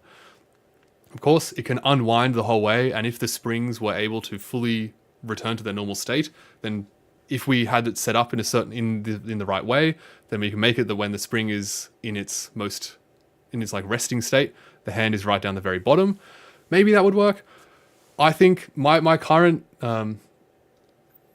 I'm currently leaning towards having a constant force spring down the bottom here that is attached to the hand, so that when we are returning the hand back to its original position, we can unwind this motor, returning the spring back to its unstretched length, and then this constant force spring on the side here will pull the hand back down again into some kind of latch. Now, I do recognize that this does add more components to our bill of materials. Like we'll have springs, and we will need guaranteed we need that motor to extend the spring, and we will also need some other electromechanical system to release the hand at the right time. Probably that would be a solenoid or some kind of switch. I feel like a solenoid is the most immediate answer that comes to my mind. So it does increase the number of components that we need, but they can be very, very simple components. Like I could use another one of these brushed DC motors to do this winding because they're very high torque for how big they are. And like I don't need any kind of complicated control. However, there are some pretty big lingering questions in here in my mind. The biggest one is how repeatable. Alice says this seems overly complex, inaccurate, and unreliable. Yeah, I mean, yeah. That's fair. It's a fair criticism. But I like how mechanical all of this is. And I am wanting to consider other options for throwing the ball. I do like the one, like this hand mechanism is so solid, and everything that I've been using it for so far, it has worked amazingly. And I've been very, very happy with it. But I'm also aware that like the scope of options here is very large, and it's possible. I don't think that the mechanical solution that I just drew then, I don't think that would be like the end result here. But I think it's like baby steps working towards what could potentially be quite good. Yeah. I think that a spring thrower has possibilities. I think it's got a potential future. But of course, there's a lot of big questions here. So like a big one in my mind is like, how accurate is the timing? If I release the switch, if I release the latch that allows the hand to fly up, is the ball consistently thrown at exactly the same timing for like the spring being set up in the same way? If it's not, then this whole thing kind of falls apart, and that's not going to work. So that's a big hurdle that all designs will need to meet in order to be acceptable for use in Ball Butler or Jugglebot. In addition to timing, like the height of the throw needs to be very repeatable as well. I should be able to say, I want to throw a meter high, and the ball will go exactly a meter high every single time. That's very important for, again, this system to be used in Ball Butler or Jugglebot. So yeah, and in my mind, both of those things and all of the other, like, I think that there are a couple other concerns that need to be addressed to make sure that this is actually feasible. But in my mind, it's hard to get an idea of whether or not this design can meet those criteria without actually just testing them. So what I've done is I have made a testing rig. Well, I'm starting work on a testing rig, which has already introduced some very interesting ideas in my mind and in the CAD, which I'm just about to show. But yeah, I want to just to be clear here, my default operating assumption right now is that I will be using a hand motor. And someone suggested in the last live stream that if I am running into like power limits because of how short this hand stroke is, like there's not a lot of time for the hand motor to accelerate in order to throw the ball. If I'm running into those limits, I can just increase the length of the hand stroke. And that is a very, very valid point. And yeah, if I do stick with a hand motor and power draw becomes a problem because I'm trying to throw really high, then yes, that is the easiest way to solve that by far, is just make the thing a little bit longer, and then there'll be more time to accelerate and decelerate. Yep. Yeah, so my default assumption right now is that I will be using a hand motor. However, I think there's an inkling of possibility with this more mechanical solution, and I think that exploring this will potentially, I mean, it already has, so in my mind this has already paid off a little bit, but I think it will continue to bear fruits with regards to other ways of doing things that we're currently doing, particularly with regard to like the end stop, which I'll show in just a sec. Batboy says, this sounds like a problem that could be solved by a clutch, which is a problem that has been solved a lot. Yeah. electronic clutch would allow for no back driving and remove the latch and allow for the motor to spool and unspool. I need to look at how clutches work. I can't. Every time my first imagination of like a clutch is like fairly large. Like, don't they need to be kind of big to be able to allow for the movement that they support? I don't know. I definitely don't want anything too bulky here. I want it to be kind of small. But in principle, that sounds like a good idea, with my fairly limited knowledge of how clutches work. And Nevi says, adding springs to the string feels like it would reduce the length you could charge because you can't have springs wrap around. Okay, let's have a look. So adding springs to the string down here would reduce the length you could charge. I believe it should be possible if we attach the spring like right at the very top here, at the top of the string, and then have the other end, like the other end will be able to pull the whole way down to the bottom. If the hand was latched, then that point would stay fixed. So you would still get the entire like backbone to stretch the spring out over, which is itself an open question. Like, I have this little spring assortment pack, and none of these springs really extend by a huge amount. They're only like 30% of their resting length. So it might even be difficult to get this amount of stretch in the springs in the first place. So yeah, there's definitely problems here, but I think exploring it, at least for a little bit, I think could bear some interesting results. And Alice is saying, I like the clutch idea. Nice. All right, so let's have a look at my current testing rig. And there is a link in the description for this CAD and all the other CAD as well that I've shown in the description. Yes, so there's a lot going on here, but this is my testing so far, my thinking for the testing. So what I'm imagining happening is the hand is down.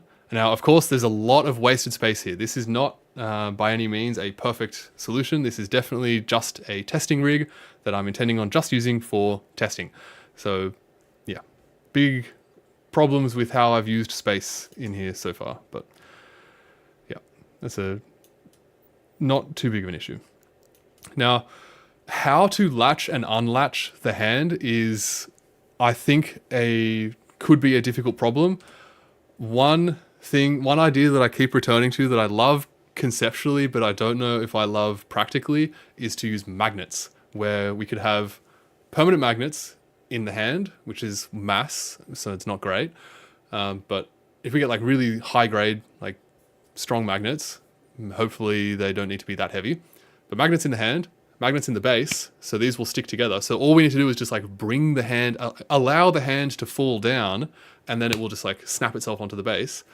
And then having either like a solenoid or like an electromagnet, so like a solenoid that can like push the hand away just to like separate those two, allowing it to throw off once the launching spring has been tensioned, or having an electromagnet in the base that's right next to the permanent magnets that will like do the opposite of what those permanent magnets are normally doing. So basically in the base there would be like permanent magnets normally and then an electromagnet right next to it, and when the electromagnet was turned on, it would like cancel out those permanent magnets. I don't even know if this is like a thing that you can do, but it seems like it should be. At least it feels like it should be possible. And that way, once the permanent magnets are cancelled out, then the magnets in the hand will have nothing to stick to, and they'll be launched up by the spring. Is my thinking for one possibility, but I have not done anything with electromagnets like ever, so very much in conceptual land for that.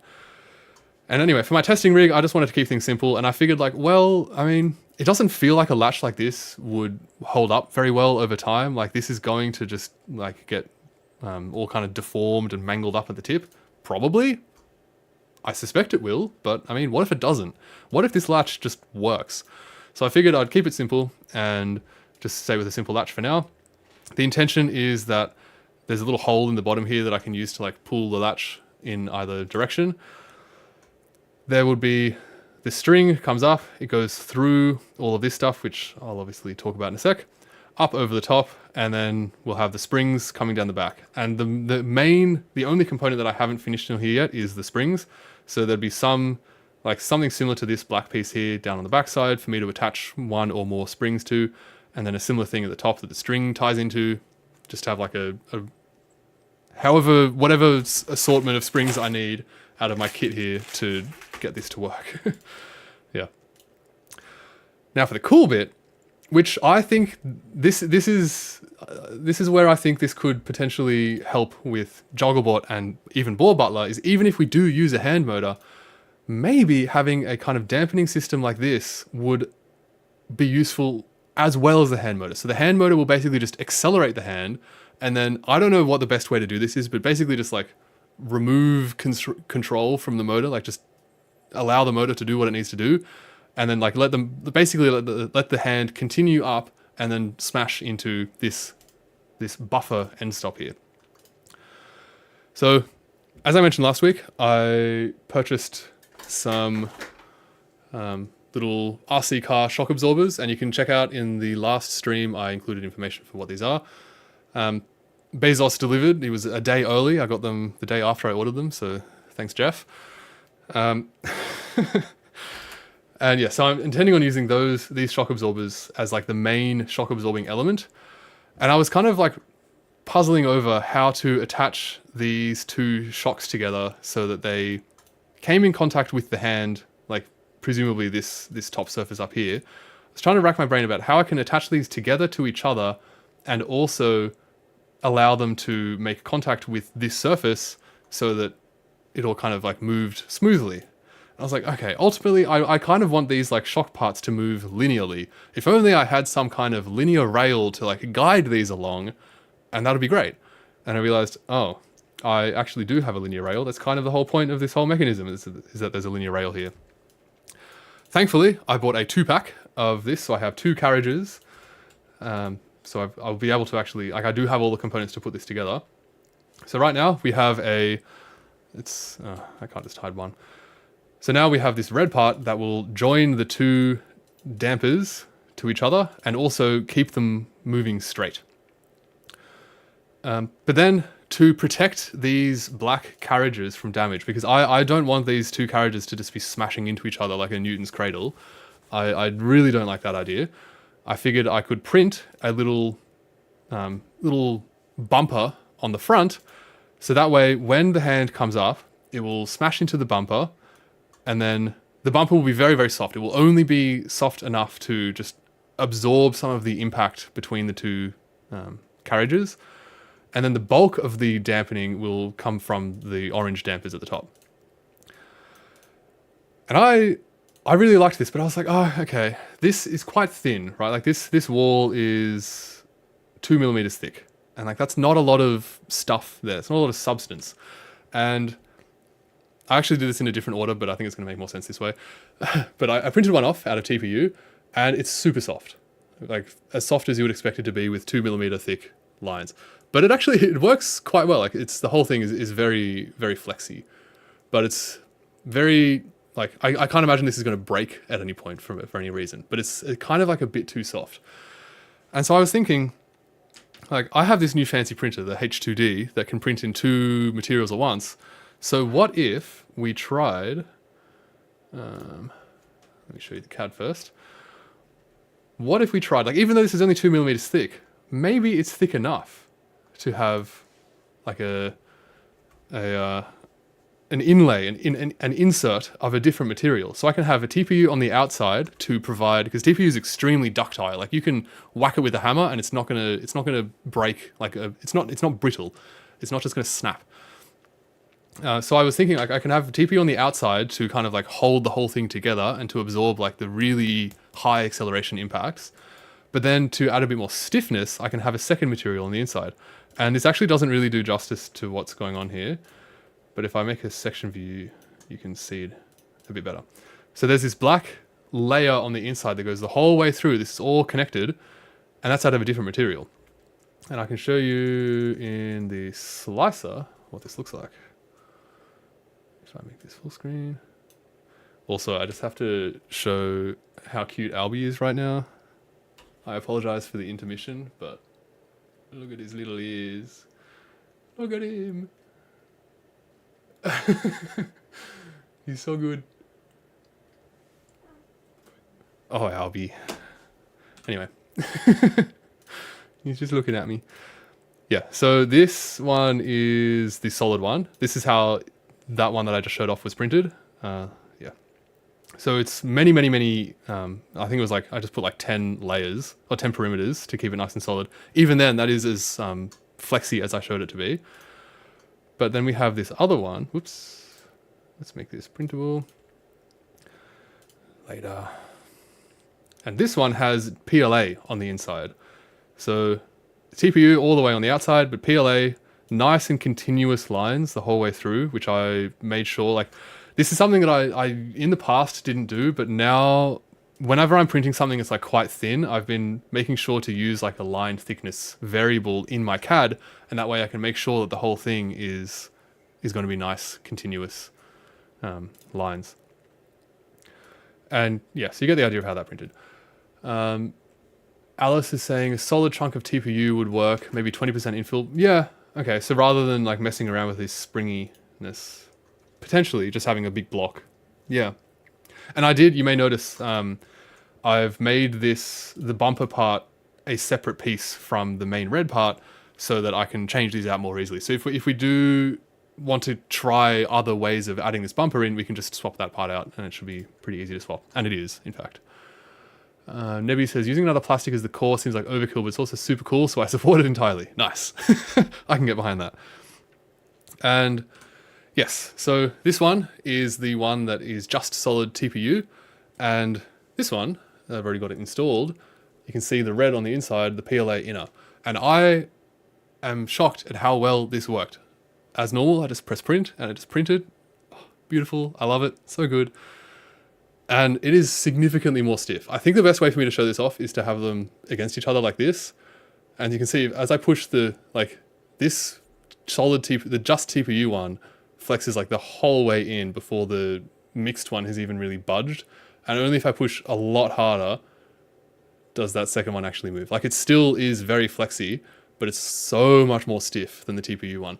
To the point where, for what I'm trying to do, I actually think that the pure TPU one would actually be better, because I want this to compress fully. I only want this to just absorb that initial impact of the two carriages running into each other.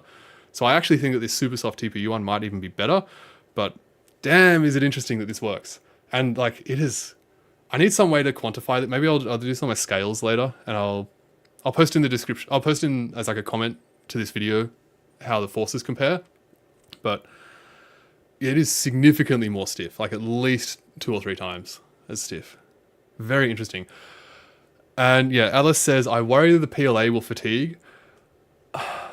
In principle, I agree. I think if you had a sufficiently different structure to this, I agree, but I don't think so, because it's only, like, for what I'm doing here, I don't think it will, because it's only deforming by like a couple millimeters tops. I'll show you the red side as well. It's only deforming by a little bit, and it's very hard to do this evenly on the camera. It's only deforming by a couple of millimeters, and it's being supported by the TPU the whole way around. It would be worth, like, if I was going to do this properly, it would be worth just like putting this in like a cyclic loading thing to just have it run like 1,000 times or 100,000 times and just see how it feels afterwards. But as a first initial proof of concept, this has worked surprisingly well.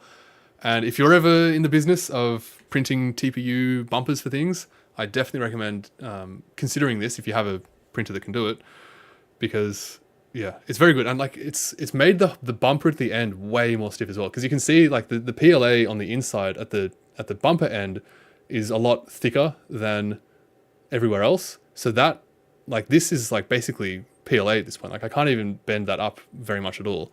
But on the other one, you can see that bumper is like, there's like nothing holding that together. It's so flexy, which again, for my purposes, doesn't really matter, but it's interesting.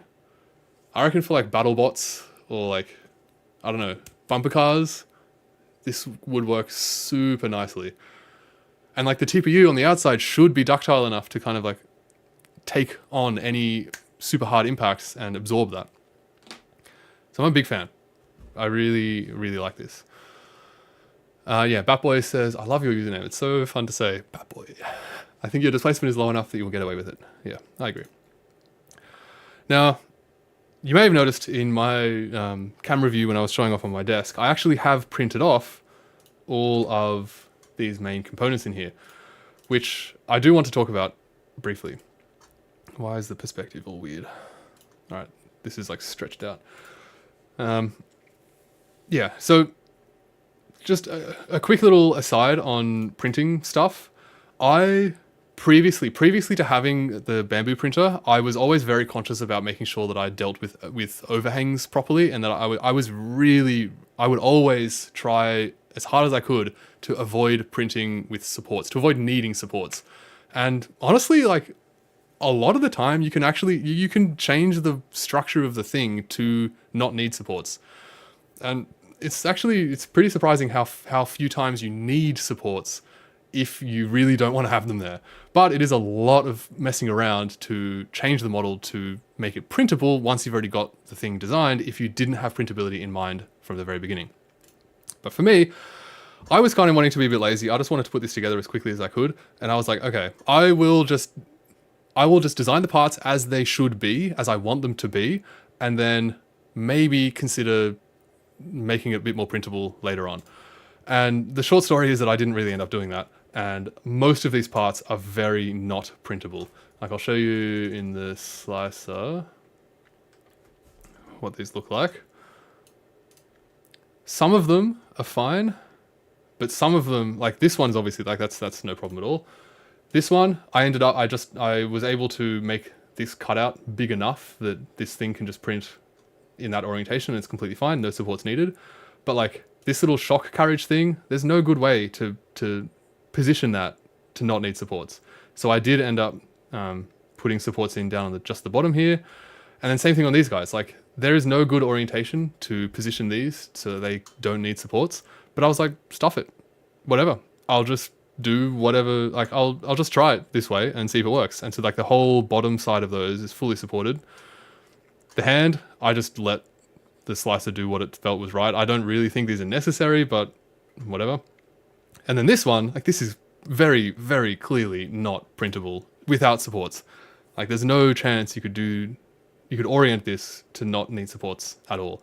And I did not want to go through the effort of redesigning, particularly this part, because this is a very not printable part as it is right now. But again, I just thought, we'll stuff it, whatever. Let's just give it a go.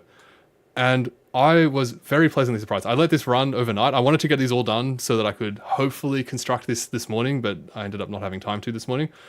But I just let this run overnight, and I was a little bit nervous going to bed. I was like, I don't know if this print is going to work properly because there's a lot of supports in here, and there's a lot of, like, particularly for those, for the top pulley supports, these guys, like there's only really that very bottom ring of actual contact with the bed. All of the rest of the contact to the bed is coming through that support layer. And I was a little bit nervous that wouldn't work nicely. But I was very pleasantly surprised. Every time I try to push this printer to its limits, it just does what I need it to do.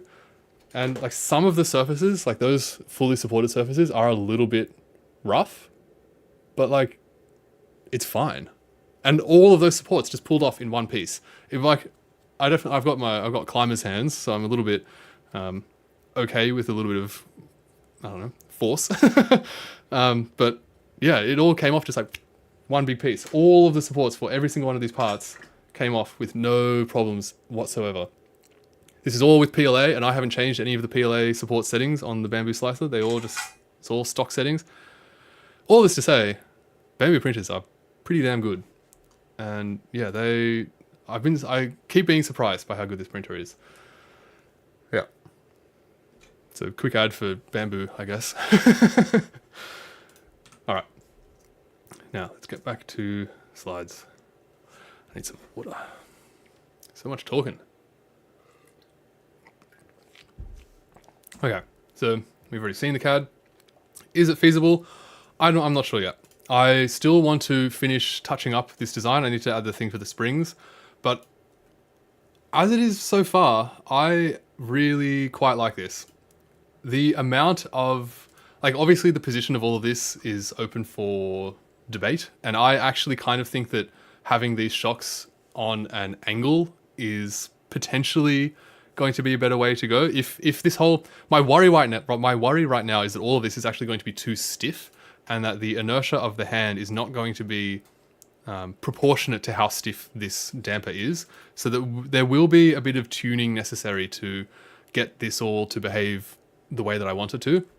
But if this does work, I can see a future where even on Jugglebot, we're using the hand motor to throw, but then we're using this sort of mechanism to slow down, because the amount of distance that this needs, like the amount of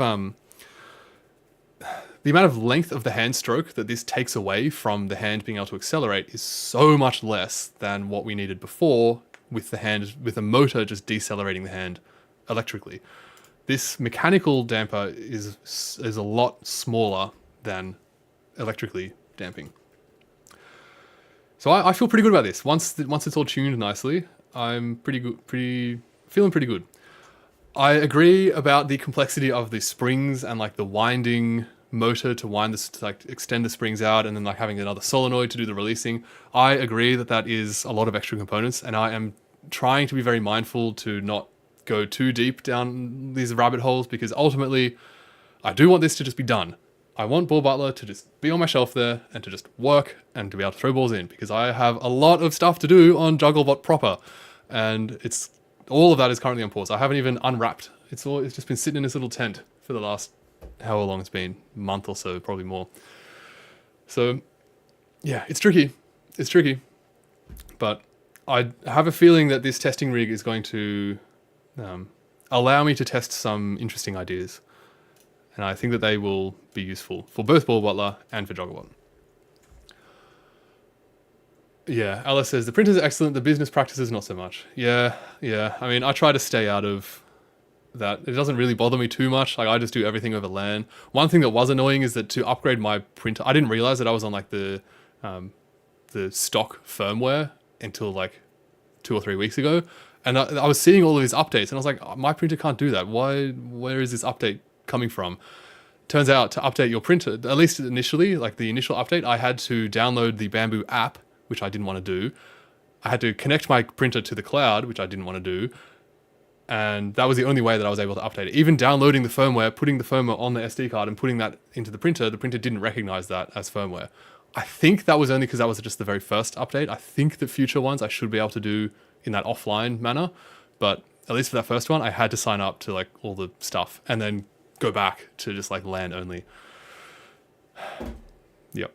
I can see how it would be pretty annoying if you had like a print farm with a whole bunch of these. And if you didn't want to go onto like the cloud service, I can see how that'd be very frustrating. But for me, as like an individual, it's not too bad. And just running over just LAN is completely fine. I actually quite like it. Okay. The last thing for this week. This has been a long stream, my God. The last thing is some very cool updates for the Onshape library stuff. This has been kind of like an ongoing segment in the streams, is stuff to do with Onshape libraries. And I've got some very cool updates, particularly thanking Alice, but we'll get there when we get there. Yeah, Batboy's saying, on my printer I couldn't set the IP without connecting to the Handy app. Interesting. I think... Yeah, I might have run into the same thing. I don't remember when I first got it. I was too just like, I'll do whatever you want. I'll sign up, because I knew that I was going to go back. Anyway. Yes, so Onshape library updates. The first, some people have asked this question, which is a very valid question, which is if you have used Onshape, you will know that there is this like standard content library. And I can show you what that looks like. Hopefully, if I remember how to get to it, because I never use it.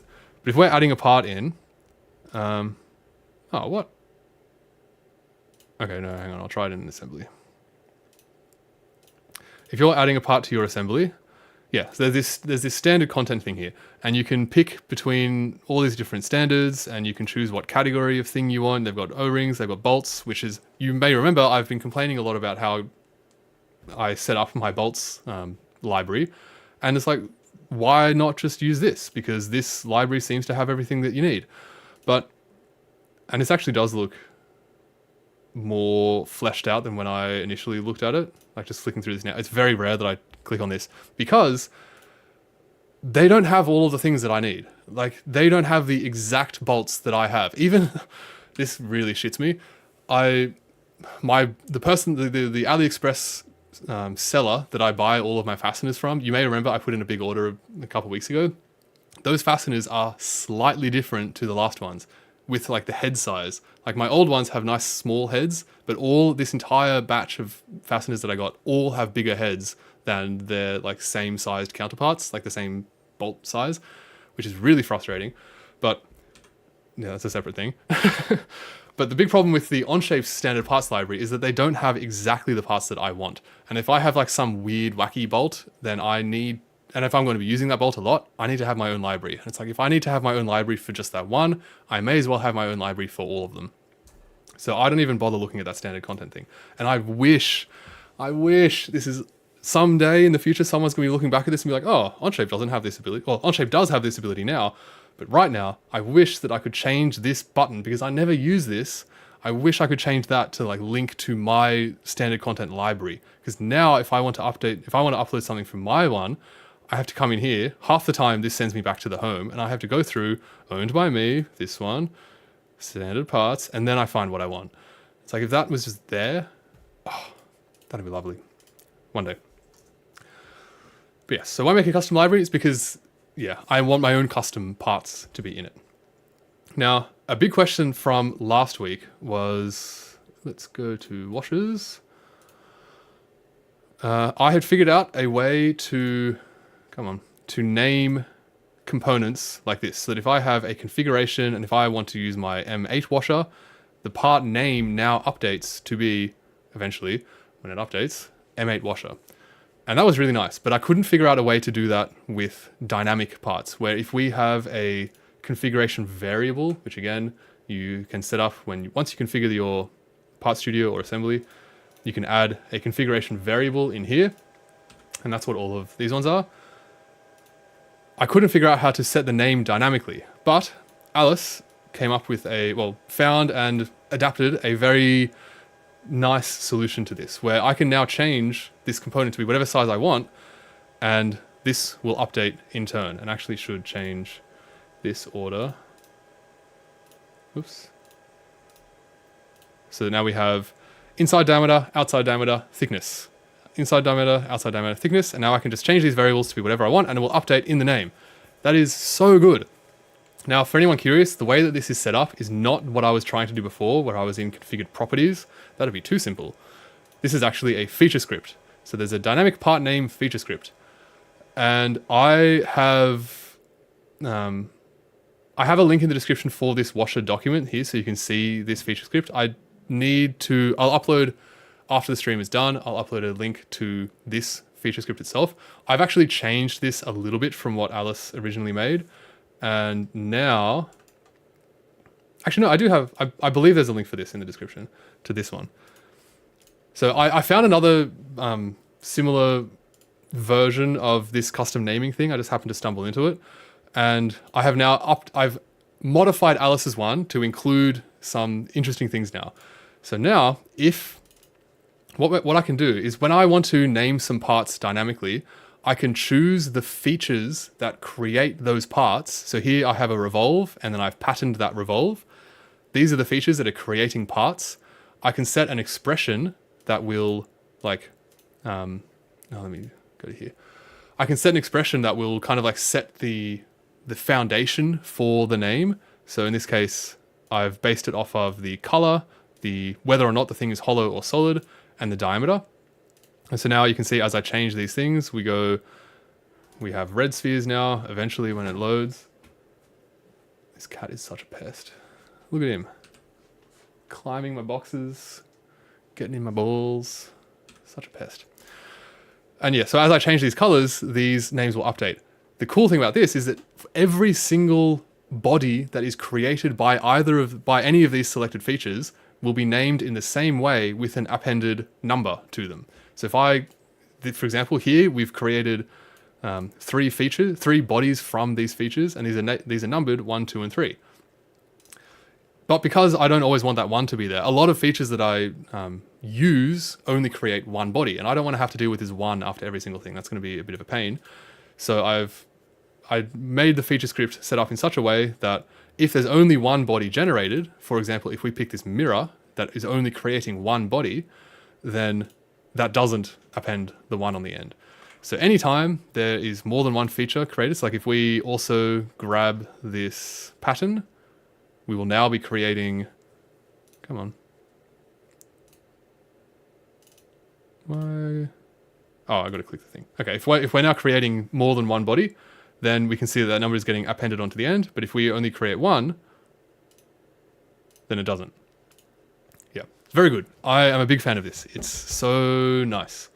So nice. Because now, anytime I'm making these custom parts, they will always have their correct name. And when I import them into my bigger assemblies, I'll be able to see, okay, like, cool. I've added a whole bunch of bolts, but what size are they? Oh, they're M3 by 12. Very nice. Oh, my washer is this exact size. Cool. I know exactly what I need to grab out of my thing. So good. Big fan. And Rudiger asks, are you a trad climber? I boulder. I have an interesting relationship with trad. I like trad. I'll talk about that in a sec. I'll get to that at the end of the stream. And I'll give some more context for people who don't know what trad climbing is. Yeah, I do have one lingering question though with regards to using custom parts libraries. And this was to do with my aluminium extrusion library. The way that I was doing this before, I wasn't a big fan of, so I wanted to change it so that I can I can choose a profile. Like, to give full context here, I found on GrabCAD or some website like that, all of these aluminium extrusion profiles, and I have basically traced them out as sketches and then deleted those main ones because I don't want to have to deal with whatever arbitrary thickness that is. It's just easier to get rid of them and just have the sketch. And then what I was doing before is I would just have these profiles and then make connectors at the center of each one. And then whenever I wanted to have an aluminium extrusion in my design, I would make a part studio just for the aluminium extrusion, take the profile from here in, and then extrude it to be the length that I want. And that's a bit of faff. And that means that there's an extra part studio for aluminium extrusion on every single, don't get me started, Clayton. I didn't want to have a part studio just for aluminium extrusions in every single design that has an aluminium extrusion. Like, that's silly. It should all just be in here. And so now that I have this good dynamic part naming and part coloring, which is another little nice one, I've got this set up so that we can choose what profile we want. So let's say we want the 60-20, and we can choose what length we want, and we can pick this to be any arbitrary value we want, from like 0 to 10,000 millimeters or something like that. This is all set up as configurations. And yeah, this is all working very, very nicely, except for one part, which is that with the main reason why people use aluminium extrusion in designs at all is because they allow a lot of flexibility. Stop being a pest. Why are you so desperate today? Is the aluminium extrusions allow for a lot of possibilities with where you attach things to on them. So you can attach anything you want on any face of the extrusion and then slide it around to be exactly where you want, and it's all super easy to work with. And the way to kind of like represent this in Onshape is with mate connectors. And by adding, what I wanted to do is exactly what's done here, where, let me hide all of these sketches. What I wanted to have is that every single option of extrusion that I make, so like I've picked the 2021 here, this 2021 now will have one mate connector at its center point, and then one mate connector at the center of every face. And this means that anytime I'm importing this into my design, like let's say I make a new, this can be in a completely different document as well. This could be in the Jugglebot document, say. I can bring in my 2020 extrusion. I want 2020, yeah, 200 mils fine. Come on, generate. I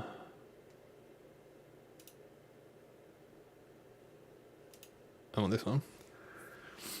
And then once it loads, it should come in. And I want it to come in, whoops. Okay, when you're doing this in like assemblies and stuff, it'll just come in as just the part. It won't come in with all the sketches and everything. I don't really, yeah, that's better. Yeah. Yeah, so I want it to come in like this, where we have the 5 mate connectors and the component. And then here I can change, if I want to, I can change the length to be whatever I want. And this way it comes in all nice and clean. However, where I'm getting stuck with this is that it's impossible, as far as I can tell, there's no way to have these mate connectors move around. So like if I want to choose the 40-20 extrusion, the way that I have configured this is that I have a, this extrude function will extrude whichever profile I have selected. And I have in my configurations, I've set the chosen profile is this number up here. And based on what profile I pick in here, it will change that selection. So right now we're selecting this profile, but if we picked a different picked a different thing to extrude, this one will be now picking this profile. I want something like that for the mate connectors, so that when I pick a different profile, it will automatically have, maybe like I'll obviously have to set this up the first time, but it will have all of the mate connectors around it where it needs to be. And Alice is asking, can you dynamically suppress mate connectors? Yes, you can. You can see that I have this, if I go back to 2020, this folder here contains the 2020 mate connectors. So I have the first connector at its centroid, one on the side, and then I've linear patterned the other 3 to go around the sides. And those are all attached to this body. And when I move over to a different profile, those are all suppressed. And you can see I've done that up here. These are all suppressed up here. But you can hopefully see the problem with this design, with this approach, and the reason why I didn't carry it out further, which is that the 2020 has the fewest number of mate connectors of any of these, because it's only got 4 faces, or 4 like connecting points. But like the next one up, the 40-20, we have 1, 2, 3, 4, 5, 6, plus the 2 in the center. We have 8 mate connectors now. If I have to do a column in my configurations table for every single one of those mate connectors, for every single version of these, like this big one has got, I don't even want to count all of this, probably like 16 or something mate connectors that it needs. That's 16 columns. This is so messy, such a waste of space. And all I need is like one tick that is not, that is missed for the whole thing to kind of not fall apart, but to have mate connectors be where they're not supposed to be, or not be where they are supposed to be. So I don't know, like there's got to be a better way to do this, is my thinking. And if anyone happens to know what it is, I would love to know, because I kind of gave up here because I figured like, oh, well, like I only ever really use 2020 extrusion anyway, so I won't really need to deal with those other ones as much. But very quickly afterwards, I started work on the testing rig, which you will notice does have a C-beam cross-section, and it would have been really nice if I had the mate connectors on this to be able to connect things to, because right now I've had to do kind of janky solutions. But yeah, there's got to be some way to do it. And Alice is saying, can I suppress the folder? No, you cannot suppress a folder. You can only suppress... Oh! Maybe you can... No. You can suppress it, but you can't configure it to be suppressed. Yep. Which is weird. It feels like you should be able to. That would probably work, yeah. Because then I would only need one one column for each profile. That'd be good. But no, yeah, it doesn't work. And Alice is also saying that feels like a feature scriptable thing. Yes, I agree. It must be. So a big problem with this, the reason why I have to do this as this like unsuppressed method, is that for extrusions, when I want to extrude this component, I can pick the selection, like I can pick what profile will be extruded with this feature based on the configuration that I've chosen. And I was hoping that I could just make all of the mate connectors that I need, like whatever the maximum number is, like let's say it's 16, I make 16 mate connectors, and then for like the 2020, I suppress the ones that I don't need, and then I move the ones that I do need to be in their correct spot. That's what I was thinking. But for whatever reason, you can't change the selection of a mate connector in a configuration. You can configure what the owner is. You can configure all these other things except for the thing that actually, like the thing that's setting its position, which is frustrating. Maybe I can do it with this move. Maybe I can manually put in all of the distances that I need to have that work, but I don't know. I don't know. Yeah, it'd be great if there was some way to just move them to, like, to select a face to have it go there, but that doesn't seem possible. But yes, Alice is saying it seems like a feature scriptable thing. I agree, but I am not good at feature script, so I don't really know how that would work. Yep. Yeah, but if anyone does, if anyone wants to have a play around with this, it would be very useful for me, and I would definitely use it. But it's tricky because, like, I would only really right now I would only use it for this frames and profiles document that I've got. So it's not like a huge urgent, like massively urgent thing, which is kind of why I've moved on past it. But yeah, it would still be useful. Yeah. All right. Yes. Thank you, Alice. And how to configure position of the mate connectors? Yeah. Open question. I don't know. Alice saying, I'll get it done in an hour. Start your timer. All right. 1:05, 2:05 p.m. AEST. I'll be on Zulip. Yeah. Cool. Yeah. I mean, if you can figure that out, it'd be pretty nice. And there is a link in the description for this document as well, if you want to have that as like the reference point. That'd be great. Thank you. All right. Big stream. Okay. Yeah. Let me take a drink of water and I'll answer Rudiger's question about trad climbing.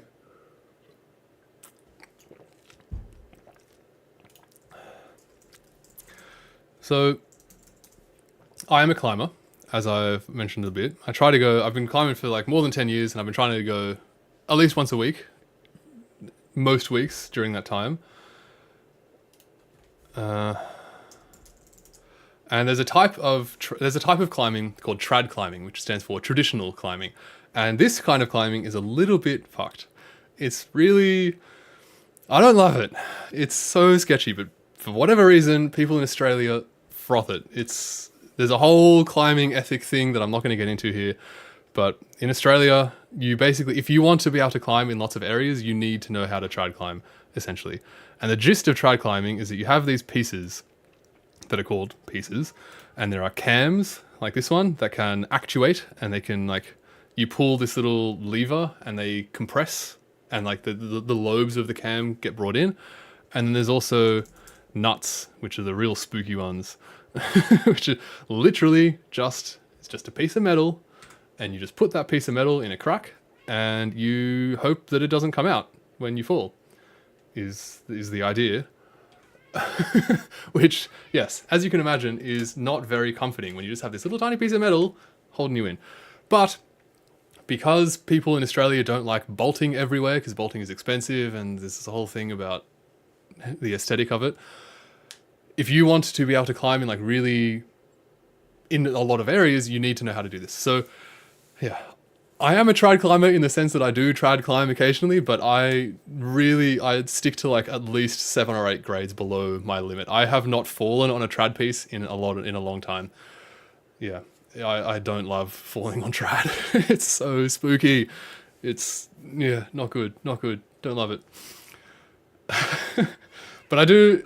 You can go to some pretty interesting places. Like, there's a place near me called Cathedral Ranges, and there's a really nice trad climb there called Spiegel's Overhang, which is like a 10 or a 12 grade, which is like super easy. Like, yeah, I think that if you're like a relatively fit person, you would have no problems with the difficulty of this climb. But it's just like amazing views. Like, you can see so much stuff there. It's like a beautiful landscape, but you have to do it on trad, which, yes, Rudiger's saying, that's why I boulder, I'm a chicken. Yep. I agree. But, you know, like, if you just stick to a really low grade, like, you just don't fall. It's just not a problem. Like, you don't even need gear at all. You could just free climb it and it's no problem. Like, I've done Spiegels now twice, and no one has fallen either time that I've done it. And yeah, I'm planning on going back at some point and doing some of the alternate routes up there that are a little bit more intense. But they have carrot bolts at least, so at least you're on like something metal, which is nice. But trad is scary. Trad is super scary. I have mixed feelings about it.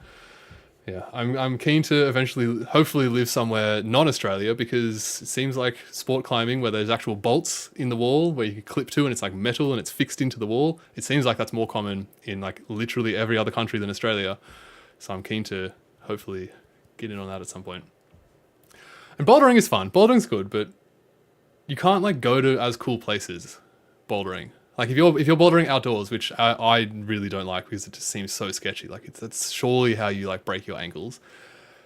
But even like once you get there, like you're just kind of like under this rock. Whereas like trad climbing, like if you look up Spiegel's over, maybe I'll see if I can find some pictures. Why is my Bluetooth just turned off? All right, we'll have to give it a sec. But yeah, you can go to some very serene places that you otherwise just can't get access to. Like you're on like the side of this cliff that the only way to get there is either from above or from below, and like not many people would have gone there.